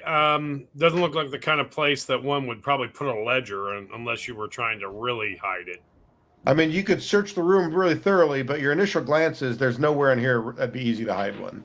I'd say, gentlemen, let's look for an office type setting to see if we see a spot for a ledger, and we could always come back to this one if we feel we need to. Should we head on down to the next door? Might as well. All right, move over to the next door and give me that perception check. Okay. 20. All right, this door is locked. And you also believe it has squeak grease on the hinges. All right. Well, all right. I glance as like, anybody else want to do this? Otherwise, I'll give her a shot. Is my only knock spell of the day. I assume try it. That was a minute, right? We're far beyond that, I think, at this point. Yeah. Well, yeah. We'll say it's beyond a minute. You guys. Oh, and the spell is cast on a specific door. Yeah. Oh, okay. Oh, okay. So there, that is. Yeah. All right. Yeah. Moving Slake up to stand in front of this door. Nobody's got like a can't think of the name of the spell. The one that gives you +1 status bonus. I have Guidance. What? I have guidance. Guidance? I'll hit you with a little guidance. Hey, it gives me a lucky plus 13. Yeah. We're at 22 total. All right, and that is to pick the lock. Yeah. It takes you a minute, but yes, it finally clicks open. Excuse me, clicks open, and the lock seems to be free. Glance at the hinges to see if it's got the same squeak grease on these hinges. Sure does. Hey, Mr. B. Yeah. Mm. That was pretty good. We're looking at a 30. Oh, goodness. You are so good at this. Like, you have practiced this. You're like, I'm amazing at this. Like, you just, one smooth motion, you just pull back on the door so slowly, but so smoothly. It's almost like you meant to do it that way, that this is something you've done your whole life. The door opens nice and quiet, and you guys are able to walk in to what looks like an office. Now, it's a very simple Spartan office, but it does have a little couch on one end. It's got a chair and a desk. And it very simple. Doesn't look like it gets used a lot, but there's an office here. All right. Well, let's make our way inside. I'm sorry. And since Mr. B said such an amazing roll, I'm going to let you keep that roll to close it. That holds over. You close the door nice and quiet like. Well, I'm putting myself inside. I'll step over here, kind of glance around the room. Particularly looking at that desk. Make the switch. All right. Everybody give me a perception check. Fuck. There's my 1. Well, it's not a 1, but it's 3 times as good. All right. Mine's 5 times as good. So a total of 11. All right. I got a 12. Slake, are you going to redeem them all or not? 22. Trying to one up. 22. Okay. So you guys are all inside the room there. Slake kind of goes around the desk. Now, you notice a couple of things, and you notice it in this order. Number 1, everything in here is dusty, like it doesn't get used very often. But the top of the desk is a little cleaner, as though maybe it gets used every once in a while. The number 2, the next thing you notice is that one of the drawers that should have been locked is open with what was the lock for the drawer laying on the floor next to the desk. Inside the drawer is a quill case for like an ink pen and an ink vial. And you imagine if you open up that little case, that's what's in there. And then the drawer is just big enough, exactly big enough, to right next to it fit the ledger that you guys have. However, there is no ledger there, just an empty space that's free of dust. The third thing you notice, and I'm going to give everybody this one, even with your very low rolls, that you hear this.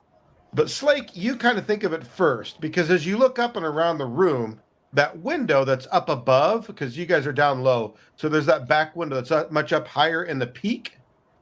As you look up, you realize that several of the glass panes are missing. Mother. And that's when you all hear from outside a female voice going, "Guards, guards, there's burglars in the warehouse. Help, help, burglars, guards." And you rush to the window to look outside, and you see a female human who's wearing a cloak, looking up at you guys, gives you a respectful smile, stashes a book that looks exactly like the one you guys have inside, pulls the hood up, and runs away. Oh, this bitch right here. Oh. First of all, I'm turned on. Second, I am outraged. I can't see evil eye. Stronger. You got to be kidding me. No, I wouldn't do that to you.